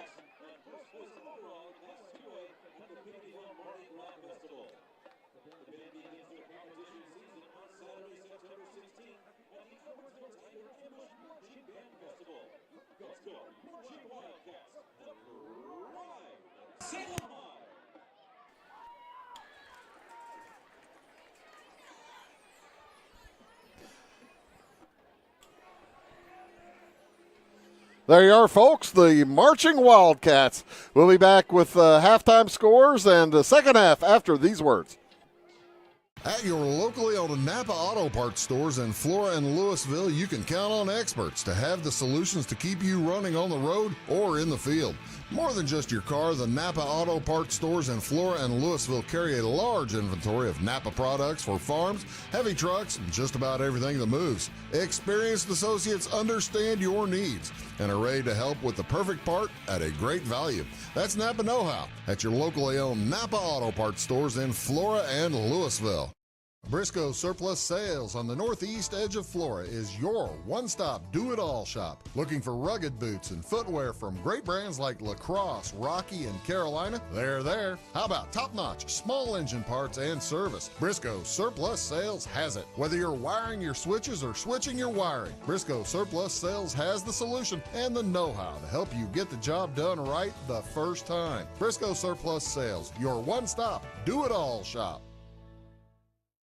If you're looking for a loan for your brand new home, call Clay County State Bank. If you want to transfer money so your future will look sunny, call Clay County State Bank. We got checking and savings and bill pay too. An online banking, just ask our crew. For all your banking needs, we think you will agree. Clay County State Bank is the place you need to be. Clay County State Bank. For service beyond the surface, call Carter Trucking in Fairfield. Carter's trucks are ready to haul your big freight and grain. So whatever you call Jeremy Carter, the Mucho Mulcho Man, the driveway doctor, the gravel guru, the pothole pirate, the rockin' redneck, the smooth operator, the mudhole master, or the happy hauler, just call him. 842-2022 to haul your big freight, grain, and more with trucks from Carter Trucking, Williamson Drive in Fairfield. Having car trouble, need a tow, or just some routine maintenance? Butcher Automotive in Louisville has you covered. Locally owned and operated, Butcher Automotive offers complete vehicle repair services along with tire sales and wheel alignment. They're your local Hankook tire and interstate battery dealer. Butcher Automotive offers free local pickup and delivery so your car can be repaired while you're at work or at home. Butcher strives to treat everyone's vehicle as their own. At Butcher Automotive, they don't want you to give them your business, they want to earn it.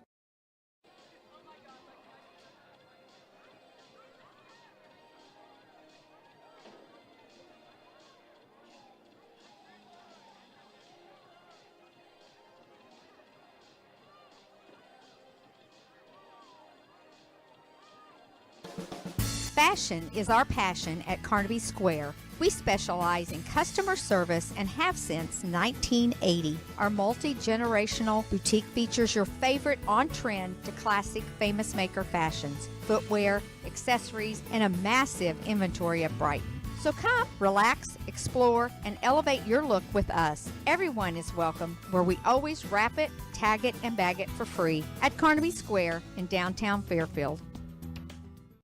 It is all things new at Zimdar's Heating, Air Conditioning, and Appliance Repair. We have a new line of heating and cooling equipment and new technicians. Our new equipment line offers 24 months free financing and excellent warranty coverage. Our experienced service technicians can provide you with quality service and repairs on all brands of HVAC equipment. Zimdar's has been serving Clay County and the surrounding areas for over 23 years. The employees of Zimdar's are here to help, so call local and call Zimdar's.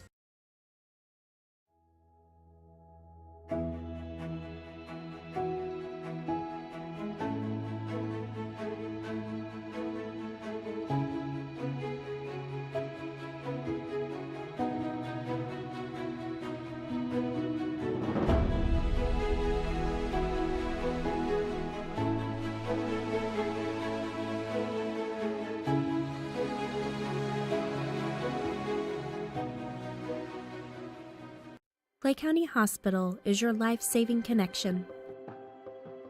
We have spent our lives preparing for when you need us. Quality professional care right at home. Our team will support you and your family so you never feel alone. We will make you feel welcome whether you need care, are visiting a loved one, or seeking employment. Clay County Hospital, professional care, compassionate hearts.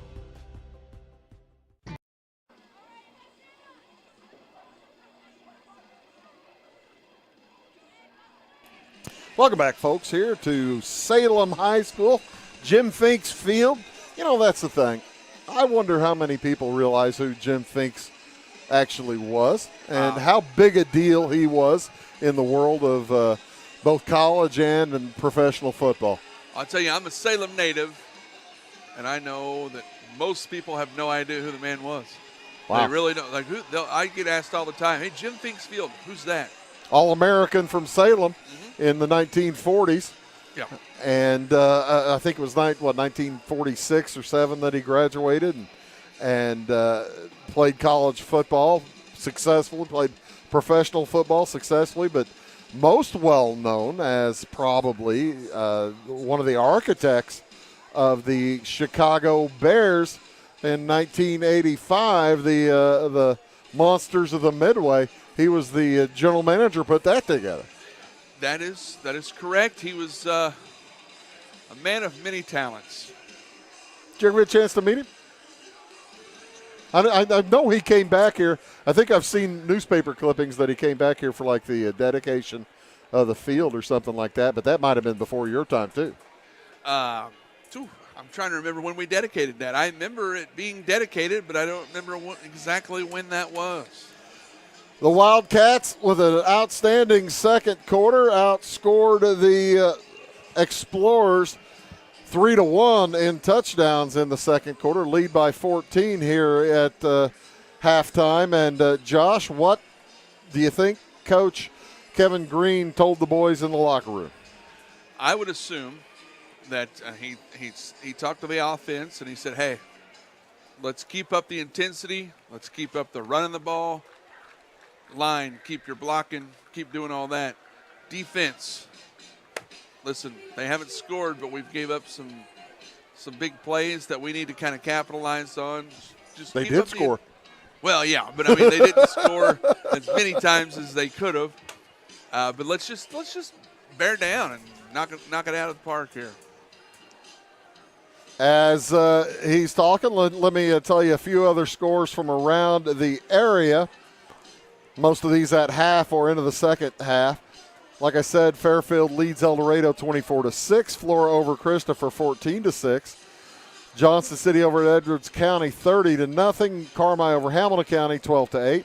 Cecil-Valier over Pinckneyville 28-14. Carbondale leads Mount Vernon 16-10 at the half.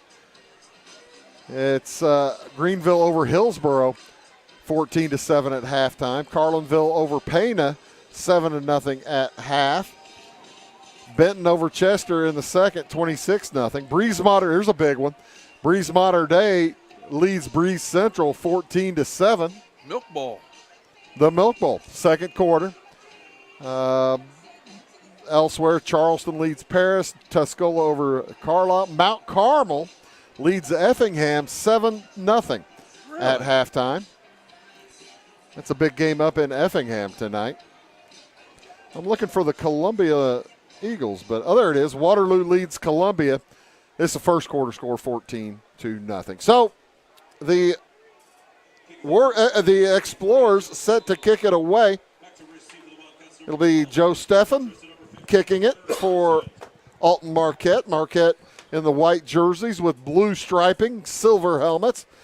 Salem in their traditional green jerseys, green football pants, red striping, and green helmets. We are underway. That's not going to get to the back row. It is gathered at the 24-yard line by Morgan Mickens, and he just gathers it and takes a knee. He might have wanted to let that go back to the guy behind him who might have run with it. Coach says, good job. You did what you're supposed to do, Morgan. You caught the ball and just went down. But you could have let Reinhardt maybe catch that. Could have let Reinhardt have a shot. As it is, the Wildcats will begin their second half. 1st and 10 at their own 24-yard line. Samuel Green, Jeremiah Reinhardt in the backfield. Connor Tennyson off to the right side. Looks like Etris and Black on the left side. On the keeper, it is Green. Great fake. And he's going to get across the 30 before being shoved backward rudely, but it'll be a pickup of around 6. Hey, Green, man, he is just such a dynamic. He could beat you with the pass. He can beat you with the run. Smart player. Gain of he's 7. on our team. Gain of 7 on the play. Brings up 2nd down and 3. Black and Tennyson head out to the right side. Etris over to the left. Nix changes sides and is a down lineman on the left. Back to throw after gathering the high snap. Green fires to the sideline. That's going to be a pickup of about 3. Is it enough for a first down? That is going to be close. Boy, it's right on it, isn't it? It really is. I'm surprised they're giving it to. I think, they told him to move. No. Now the official's saying no, he wants 3rd down. Ooh, the plot thickens. Well, now hold on. Wait a minute. What's going on around here? He said he wanted 3rd down, and then and they're going to go ahead and make it 1st down. All right. Chain gang has it. 1st and 10. Reinhardt with the carry. He's got good blocking over the left side. Gets twisted down by Carter Dennis. Dennis up pretty high on that one there, Josh. Yeah. That Reinhardt, man, he does such a good job. Just puts his head down and just follows Brennan Richardson. Brennan, wherever you're going, I'm with you. I am with you. Give me a block. Gain of 6, 2nd down and 4. They need the 44 for a 1st down. 20-6, the lead for Salem as we cruise under 6 minutes to go here. Beat. They're going to throw deep. It's Tennyson. He makes the catch, and he's going to pick up a ton of yards. About a 35, 36-yard gain for Connor Tennyson. Connor did an excellent job. Him and Sam both. The Alton was playing up on him. They were worried that he was going to try like a little screen pass and get up there. And I saw Connor kind of give gave the look, didn't he? He gave him the nod, and he burned him off the line, and you knew it. Tennyson went down a little bit awkwardly, but he's fine and fit. And it's 1st and 10. At the 24-yard line of Alton-Marquette. Fake handoff. Green will keep. He's got a hole. Oh. He cuts against the grain. He's at the 12, and he's going to get shoved backward there. Trying to make another move, and it just let everybody hit him. But he still picks up 10, I believe enough for a 1st down. Yeah. Picked up 12. And they will move the chains. It's a good first drive of the second half for the Wildcats. Wildcats, I mean, it's only the second game of the season, but they seem to be a third quarter team. They've came out here on this first possession and moved the ball with ease. They're relishing the third quarters. Uh-oh. High snap. Green has to go up and get it, and he's not going to get back to the line of scrimmage. Kind of bounced off his hands and bumped up into the air. Fortunate, the Wildcats are fortunate to still have the football. They will still lose a couple. I've got to quit talking good about the Wildcats because I seem to jinx them every time I say something good. Well, start talking bad about them, Josh. Yeah, people use that. I better not do that. I'll just not say anything. You got to sell tires in this town, man. That's right. 8.5 minutes to go in the third quarter. It's second down and 11. Football laying at the 14-yard line of Alton-Marquette. Back to throw is Green. To the end zone. He's got a wide open Noah Nix. And a touchdown for the Wildcats. 13-yard pass from Samuel Green to Noah Nix.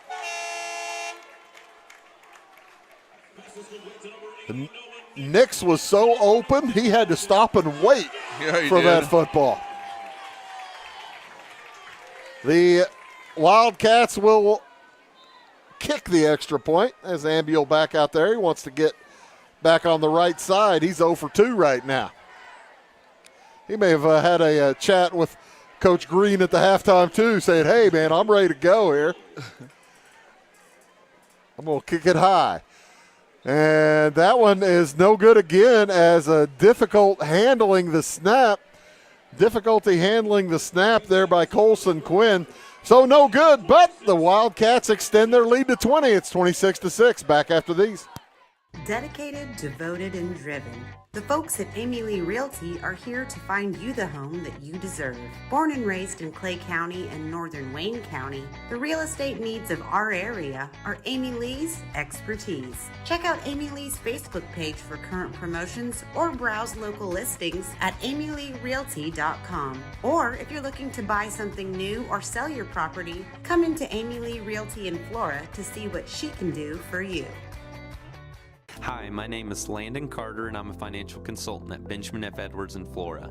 Whether you're planning to send a loved one to school, preparing for retirement, or passing your wealth to the next generation, we have the knowledge and perspective to implement financial strategies that will help you move smoothly through life's transitions.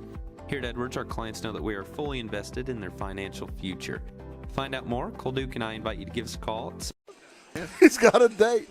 Hello, folks. Welcome back. I was just telling Josh that the referees, they sped that one along, Josh. They got something going tonight. He whistled at the sideline, said, get out here, let's go. Back deep is Darrell Blocker. Max Ambiel to kick it for the Wildcats. There's the 11. Gathered at the 20-yard line by Lawson Bell, and he's going to get punished at about the 25 by Zane Bartholomew.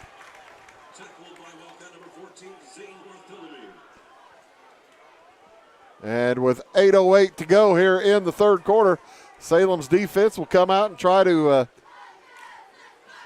get the football back and stop the Explorers.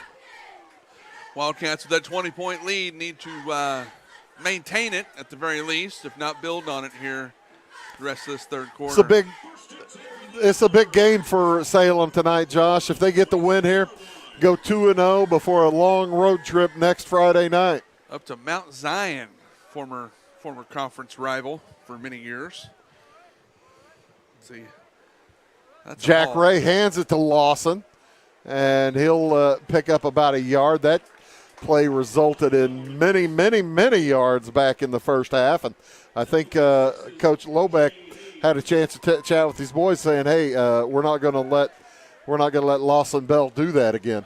Yeah, there seems to be a different scheme on the defense that I think they have kind of installed in them.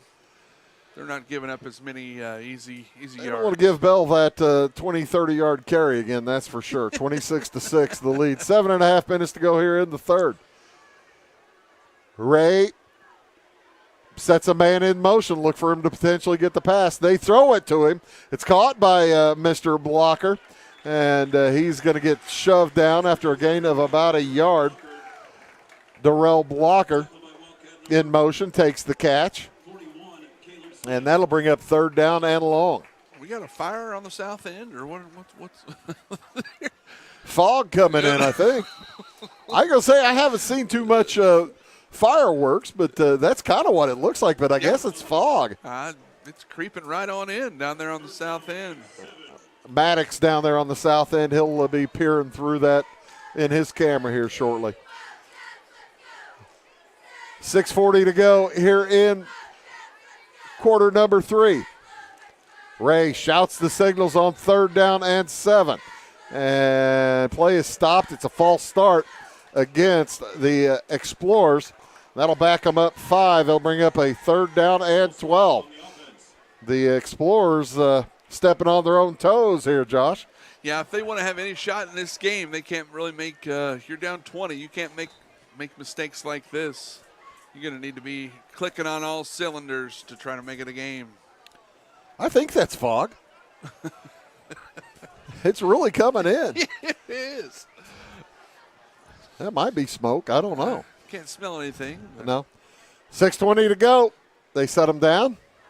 Third down and a long 12 back to throw. Ray's got a man. It's caught for the first down. Catch by Thomas Wendell. He'll pick up about 20 out to the 47-yard line, and a nice play for the Explorers when they needed it. This is a great play there by Marquette to get that first down. Thomas Wendell, 6'1" senior. And now you're beginning to see some of the fog on the field. No, that's smoke. That's some fireworks. Is it? Yeah, that's smoke. First and 10 at the 46. Handoff goes to McLeod.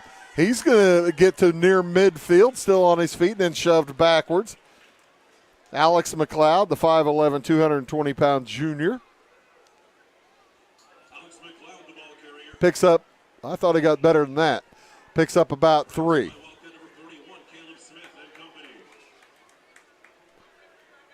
Maybe 4.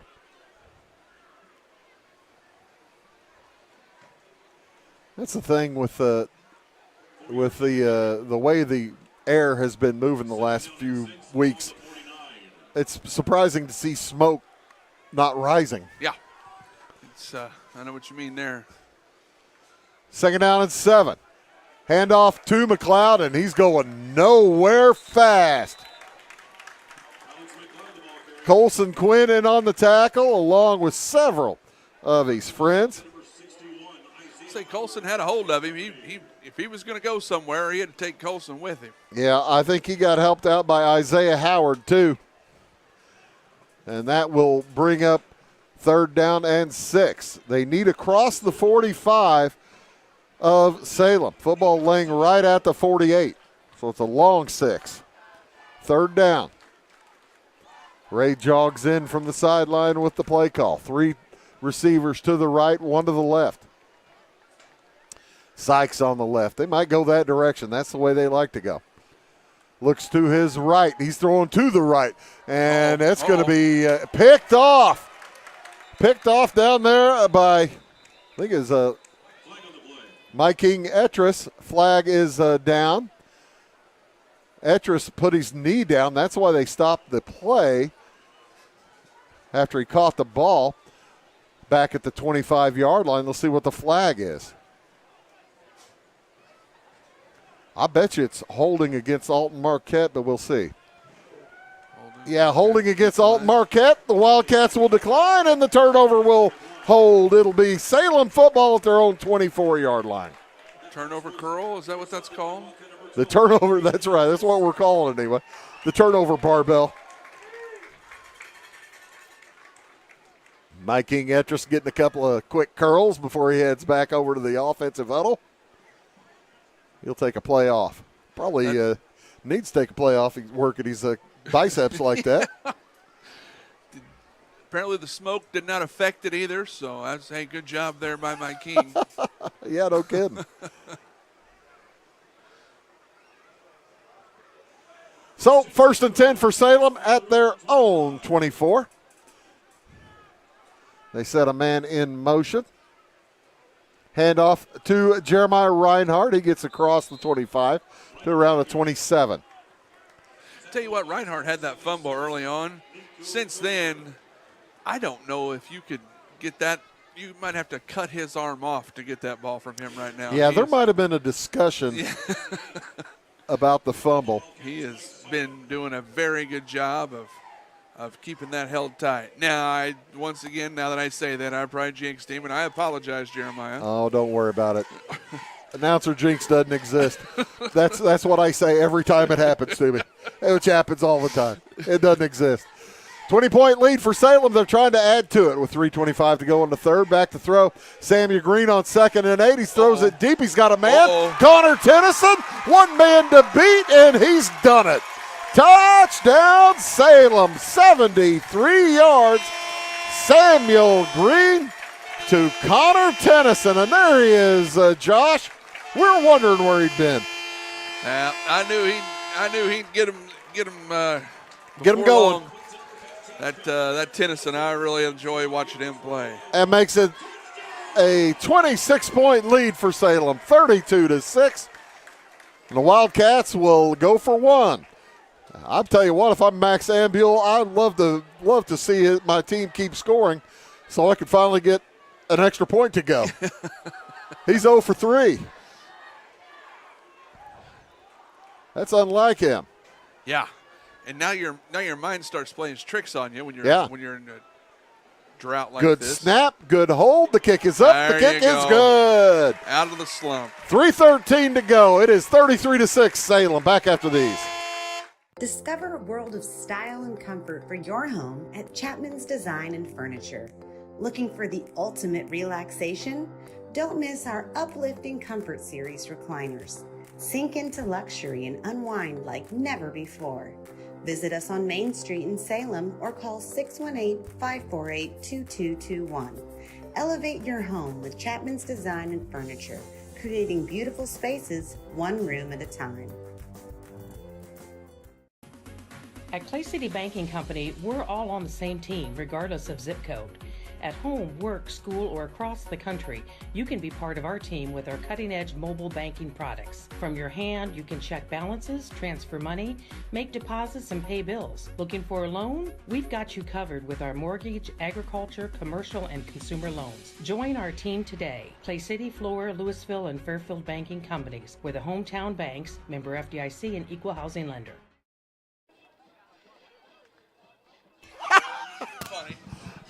3:13 to go here in the third quarter.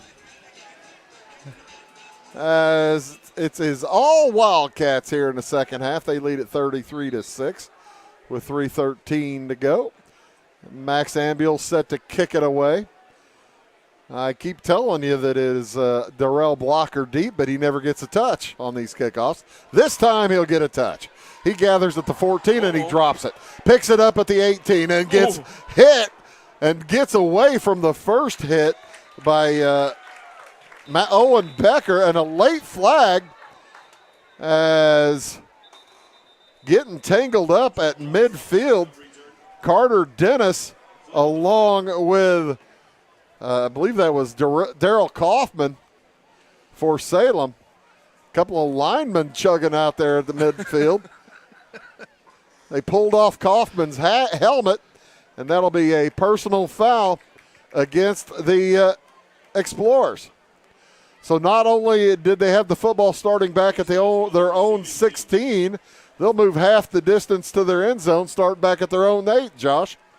That's costly penalty. Foxy there. Fox. It's a costly penalty there for Marquette. Man, that's, yeah, like you said, they were already deep enough, and now you back them up to the 8. Well, they haven't backed them up yet, but they should. Because, it was a tussle out there at about the 40-yard line. And when you got the two big kids blocking each other, Carter Dennis does not appear to enjoy the company of Daryl Kaufman. Daryl Kaufman, I doubt, enjoys the company of Carter Dennis. Pulled his helmet off. A couple of super heavyweights out there on the 40-yard line, just cutting it up. So move them back inside the 10 to around the 8-yard line. 1st and 10 for the Alton-Marquette Explorers.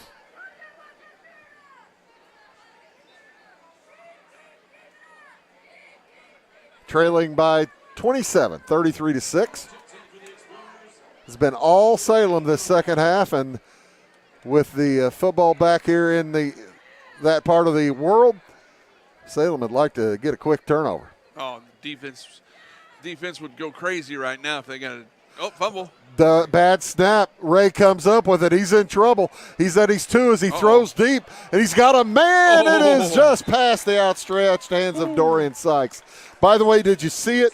Right before the snap, or right before as the players were getting down in their lineups or into their 3-point stance, the 4-point stance, Frank Pottergoy and Carter Dennis slapped hands across from each other, saying, "Hey, man, it's okay. There's no hard feelings." That's good of Frank. Yeah, I'll tell you what, the quarterback there, Ray, that was a 45-yard pass almost. Yeah, that was in the air and strong. Just missed the guy by 2 inches. Strong from Jack Ray. 2nd down and 10. Ray will throw a little quicker this time off to the side. It's picked off at the 20 by King Atris. He's got the left side, heads to the end zone. Touchdown, Salem Wildcats.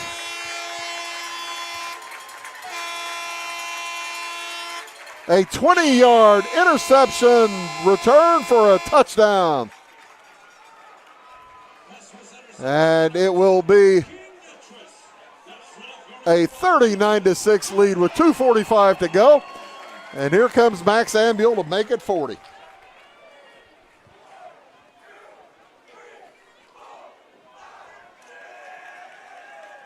Mike King having one heck of a game tonight.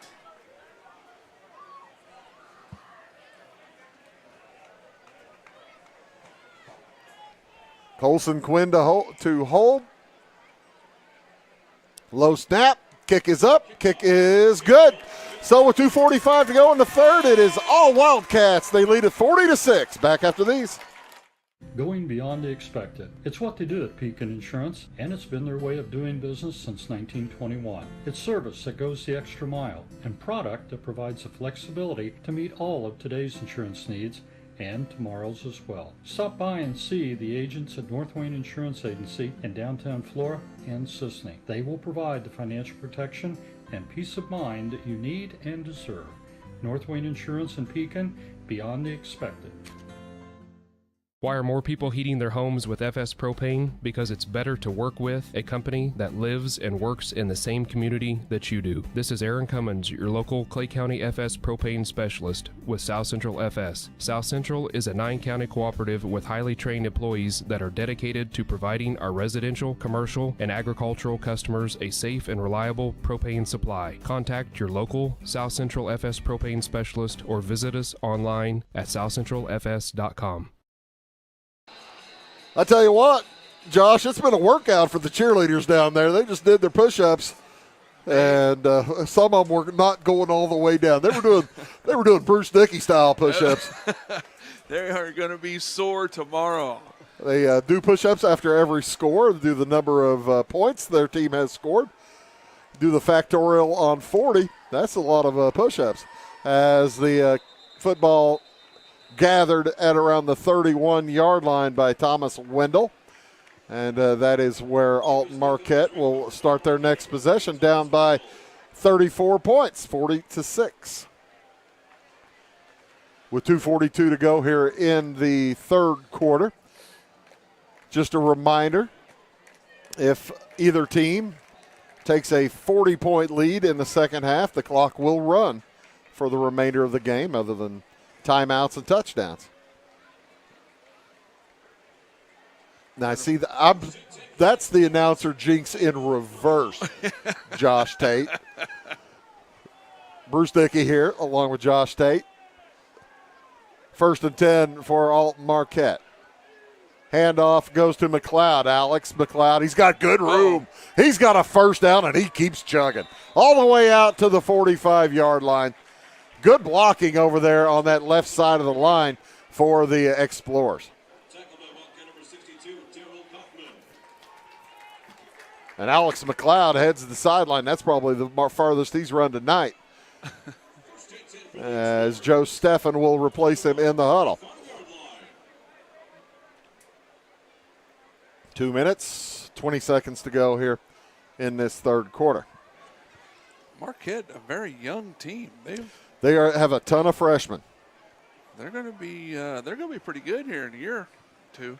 Get everybody to stay out, work out. Ray throws it to the sideline, caught over there by Darrell Blocker. He is going to be dropped just at the first down, or the 1st and 10 marker, and a late flag thrown all the way in from the back judge. And a little bit of extra business put on by the, I think it's going to go against Salem. Waiting for an indication. Might have been. Oh, no, they're going to wave off the flag. Oh, well, thank you. I don't know what the call was for. He might have mistaken. Yeah. Maybe he thought, I don't know. Maybe he thought there was a face mask or something, and I think there might have been a block downfield, and since the ball never got across the line of scrimmage, it was legal the way it was done by an interior lineman. That's a guess. That would make sense. 2nd down and 11. 1:48 remaining in the third. Football at the 44-yard line. They need the Salem 45 for a first down. Back to throw. Long Cooper. One, and it's going to be picked off again. Picked off this time by Cooper Lobeck. Comes up the right side, across midfield, and shoved out of bounds at around the 44-yard line of Alton-Marquette, and another chance to use the barbell. Lobeck pumps it up over there, and it'll be 1st and 10 Salem at the 44-yard line of Alton-Marquette, and things just falling apart for the Explorers right now. Josh, a lot of turnovers this second half. I tell you, the Wildcat defense has come out ready to play, and they are forcing Marquette to make some questionable errors. Grievous errors. Salem has already scored 20 points in this third quarter, and they're looking for more. With just over a minute and a half remaining. The Wildcats will have it at the 45-yard line. Green hands it to Reinhardt. Good hole. He cuts up the middle. He's at the 30, inside the 25 before being brought down in the open field by Jack Ray. Boy, Reinhardt got some explosion to him there. I didn't realize he had that kind of speed. I know he's been doing some good stuff, but he showed me a little extra speed there that I didn't really know that he had. Salem leading Alton-Marquette 40-6 with 1:21 to go. The clock on the move here in the third quarter. Some new receivers getting into the action for Salem. Kalen Patterson. Handoff goes to Reinhardt. He bounces up the middle. He's going to get dropped at around the 10-yard line. Ben Webster in along with Kalen Patterson for Salem. When you have a 5-touchdown lead this late in the ball game, you can do that. Yeah, it's good to get some of those players in. And the Wildcats keeping Samuel Green and Jeremiah Reinhardt probably in until they get a running clock, if they get a running clock. I would assume that is be correct. We'll see what happens. Flanker is Logan Howard for Salem. Handoff goes to Reinhardt, straight up the gut. Football's loose, and that's got to be Alton-Marquette football. There were the only white jerseys around it. And Well, the Salem players is pointing the wrong direction. It is we don't wanna go recovered that by way. Salem. We don't want to go that way, bud. So Salem recovers it. I didn't get the number. Boy, I was just bragging Brennan on Richardson. Jeremiah there. But excellent job there by the defender. I mean, he took his helmet and put it on the ball. I think it was Cole Wimberly, but they said Brennan Richardson. We'll see. It's probably the last play of the quarter. A gain of 10 on that play. High snap, handoff to Reinhardt. He gets in! Touchdown, Salem. They go up 46-6. We'll have a running clock in the fourth quarter.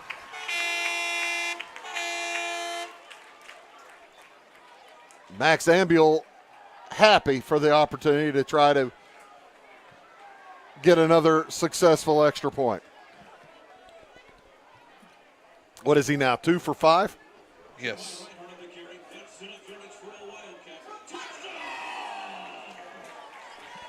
.7 seconds to go here in the third quarter. This third quarter has belonged to the Wildcats. They've scored 4 times.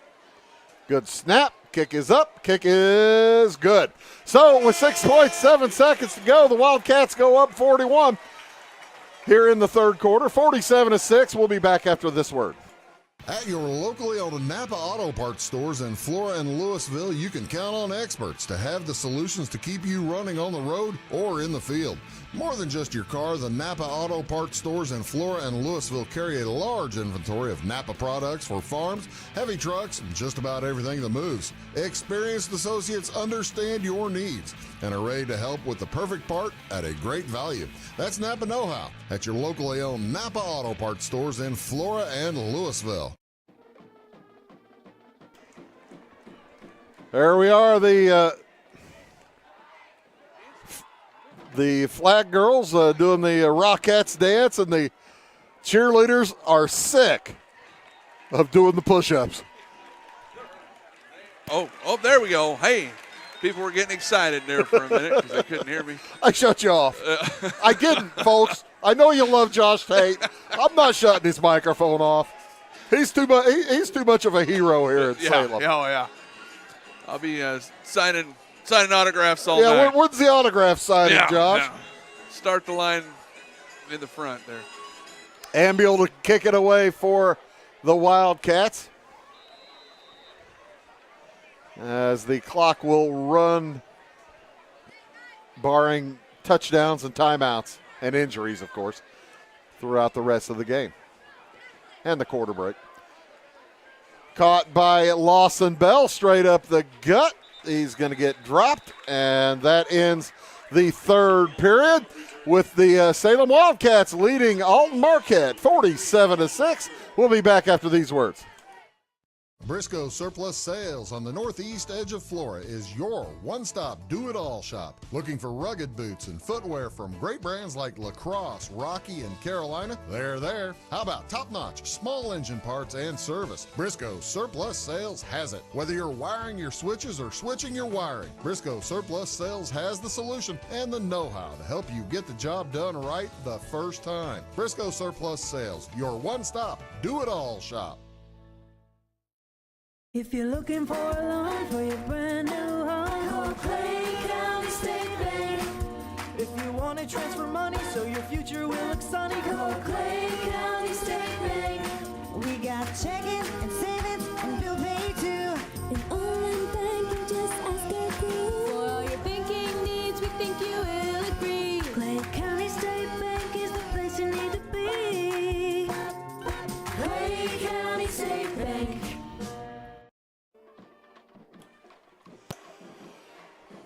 First and 10 for Alton-Marquette back at their own 36-yard line. There's the Salem Community High School band. Good shot of them. I tell you what, they'll run that. They'll run that show over and over. And if you get the chance to see the whole thing, folks, I urge you to watch it, because that is a really tight show.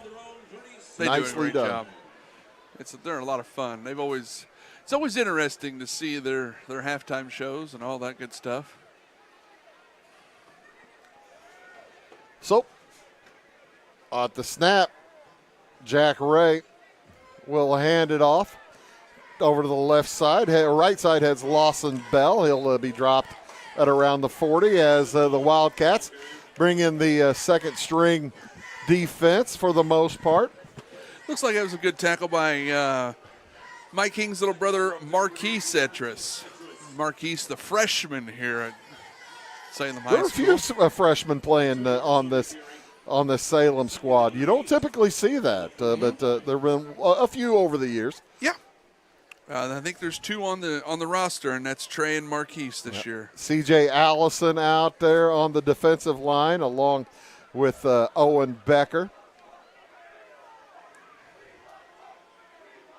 Second down and 7. Oh.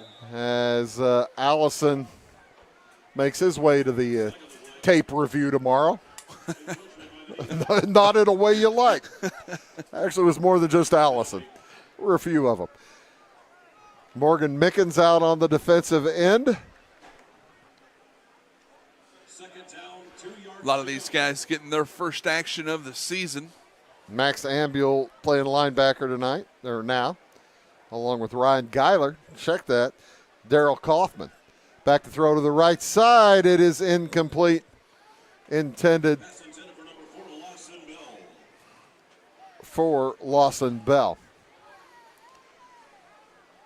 I'll tell you what, after that scoreless first quarter and the tie game after the first 2 touchdowns for each team, it has been all Salem. Yeah. They've scored 41 unanswered points here, Josh. Yeah, and I mean, yeah, they didn't score in the first quarter.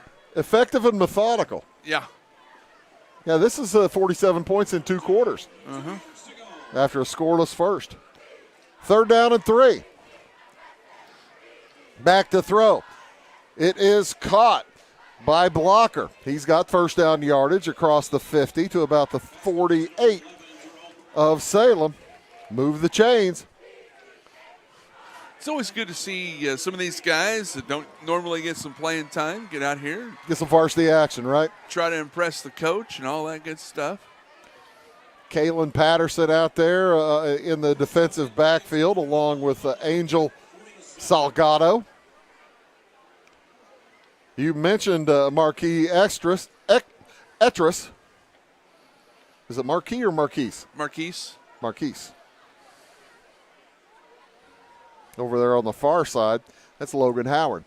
Handoff goes to Darrell Blocker, and he's got the left side turned, shoved out of bounds, and a late flag, as there might have been a little bit of a shove after he was out of bounds.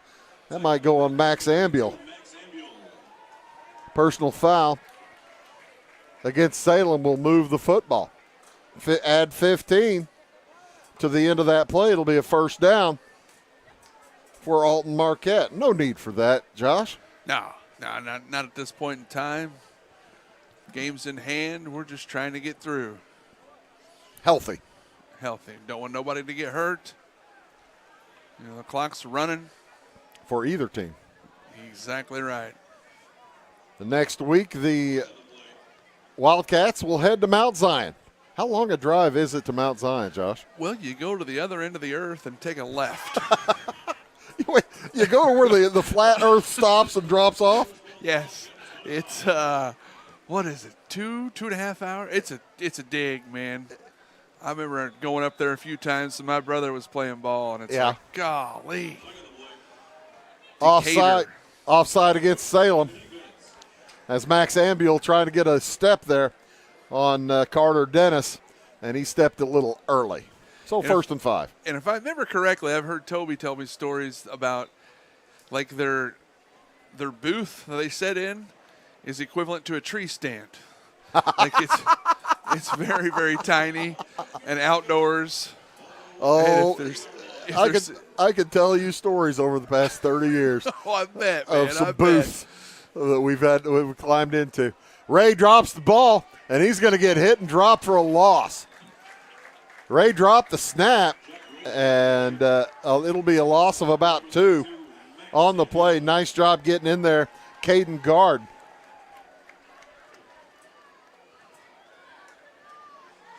So, makes it second down and about 6 or 7 yards. Oh, I heard our soccer team here at Salem came away with a win today. Good deal. I believe deal. it was 11-1. We really put on a show, from what I understand. Had 6 different scorers. Oh my! Yeah. Ray throws to the right side, caught by Blocker. He's going to get near first down yardage at the 15. I think he got shoved backward before he reached the first down. So it'll be third down and very short for the Explorers. Pretty exciting about our soccer program here at Salem. Coach Baker, everybody down there's got things going pretty good. Just had Eli Baker set the school record as a sophomore with 36 goals. Oh my heavens! In how many games? Well, his freshman year and then 1 game in his sophomore year. How many games they play in a regular season in soccer? You got me there. I don't know. Back to throw is Ray to the sideline. It's gathered by, it's incomplete. Blocker had it and dropped it.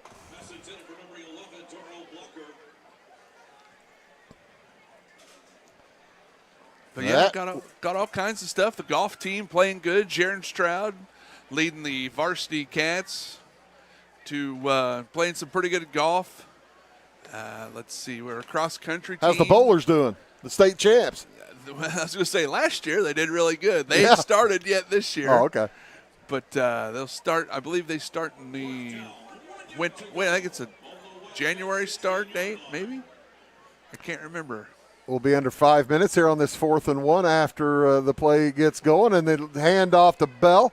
He's got the first down. He's going to get shoved backwards at the 10-yard line. 1st and 10 for Alton-Marquette. 1st and 10 as well as 1st and goal. All right, looks like Baker scored 3 more goals tonight, so he's got a total of 39 for the school record. My heavens. Yeah. If somebody's sending you that information, ask them how many games in the regular season. If you can hear me out there, how many? Because you and I are both ignorant to the ways of high school soccer. I know I watched World Cup. I know I love watching soccer. But 39 goals in about 30 total games. Wow. That's impressive. To the left sideline, it is up in the air. Who came down with it? Dorian Sykes had it, and I think Sykes is going to be able to retain possession. He was fighting for possession. The Salem coaches are saying it's a pick, it's an interception. The officials are disagreeing. So under 4 minutes to go here toward the end of this game. Also want to give a big shout out to the volleyball team. Folks, if you've not seen the volleyball team, hey, they are a lot of fun. I mean, they've had some tough breaks, but these girls are a lot of fun to watch. You go back to the archives here on Wabash Catch TV West, and you bet. Check out what we got, 4 or 5 games posted on there. They've already had 3 or 4 or 5 home games. Yeah. That's the surprising thing this year. You know, the schedule swaps. Uh-huh. And last year, you know, I was used to seeing Salem volleyball in late October or mid-October. It's all different this season, as they're getting those road games from last year, getting them at home early this year. 3rd down and goal at the 6 for Alton-Marquette. The JV defense wants to keep them out of the end zone. Handoff to McLeod. He's got some good room. A flag is thrown. McLeod gets across the 5 before he's shoved backwards. And we'll see what the flag's all about. That might be illegal use of hands against the defense. Personal foul. I think somebody had hands to the face. I was watching what the official was telling the the black hat was telling the white hat. And if so, you're going half distance to the end zone. Personal foul. Salem. Yeah, I think it was hands to the face. They frown upon that. They do frown upon that at all levels. But the clock keeps running, so that's all right. Under 2 minutes. Used to be an automatic first down. It no longer is an automatic first down. That changed last season. So it remains third down, but third and goal inside the 2, I believe.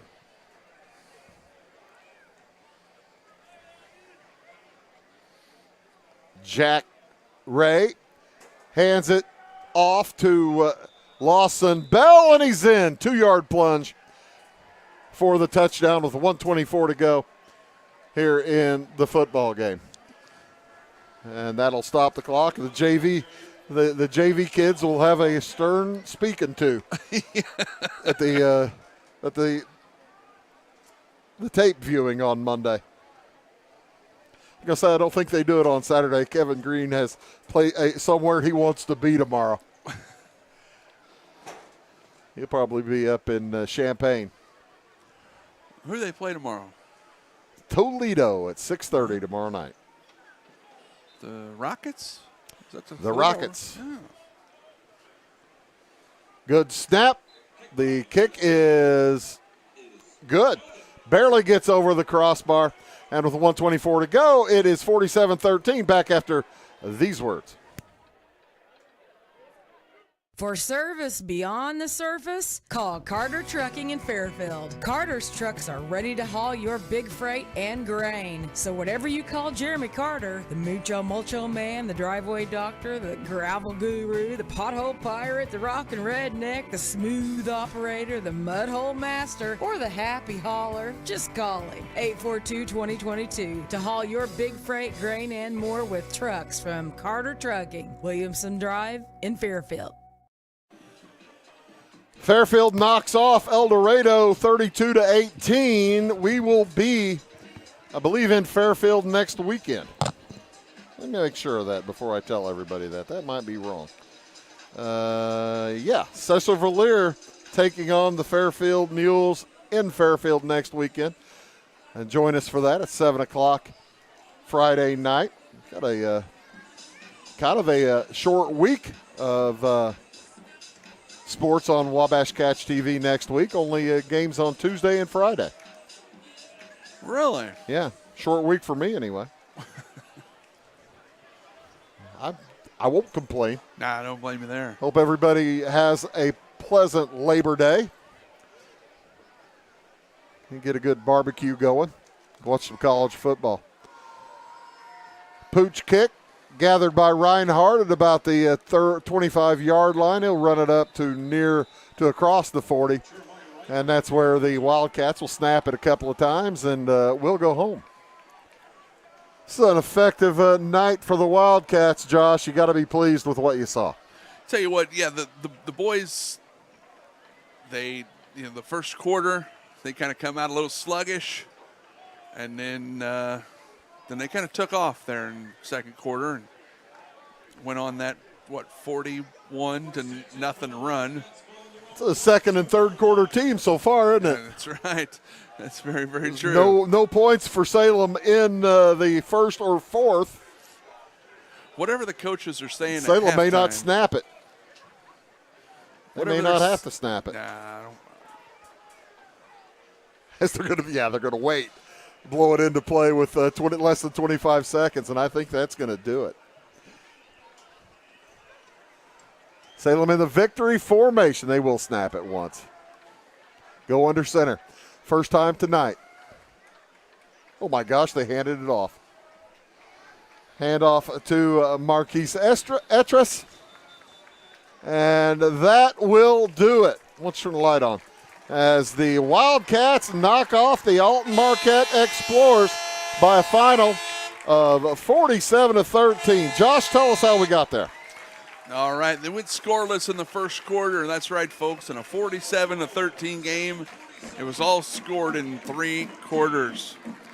All right, with 7 minutes and 50 seconds left to go in the first half, Salem got on the board first when Sam Green had a 7-yard touchdown run.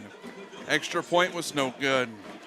Then at 3:34, Alton-Marquette tied it when Ray had a 6-yard touchdown pass to Sykes. Extra point, no good. We're tied at 6. Then with 1:51 left to go in the first half, Reinhardt with that 2-yard touchdown run. Extra point, no good. Wildcats were up 12-6. With 52.9 seconds left to go in the first half, we had Green to Etris for a 15-yard touchdown pass. Oh, these girls are going to have to go through all these push-ups. They're doing all the push-ups again? Holy cow. Oh, those poor things. At least they're not on the concrete. Or yes, that's got to help. Yeah, that's helping. And then the extra point was Green to Etris as well, put Salem up 20-6. Coming out in the second half, Salem with 8:13 left to go in the third. A touchdown from Green to Nix. 13-yard touchdown. Kick was no good. Salem was up 26-6. With 3:13 left to go in the third, that's when Green to Tennyson for that long 73-yard touchdown. Kick was good. Salem was up 33-6. With 2:45 left to go in the third, Etris had that Mike King had that 13-yard interception for a touchdown. You always like put him up. You always like a pick six, don't you, Josh? Oh, you gotta love it. And the kick was good. That put Salem up 40-6. With 6.7 seconds left in the third, Reinhardt had that 1-yard touchdown run. Put Salem up 47-6. And that started the clock rolling. Yes, it did. 6.7 left. Clock ran continuously in the fourth quarter.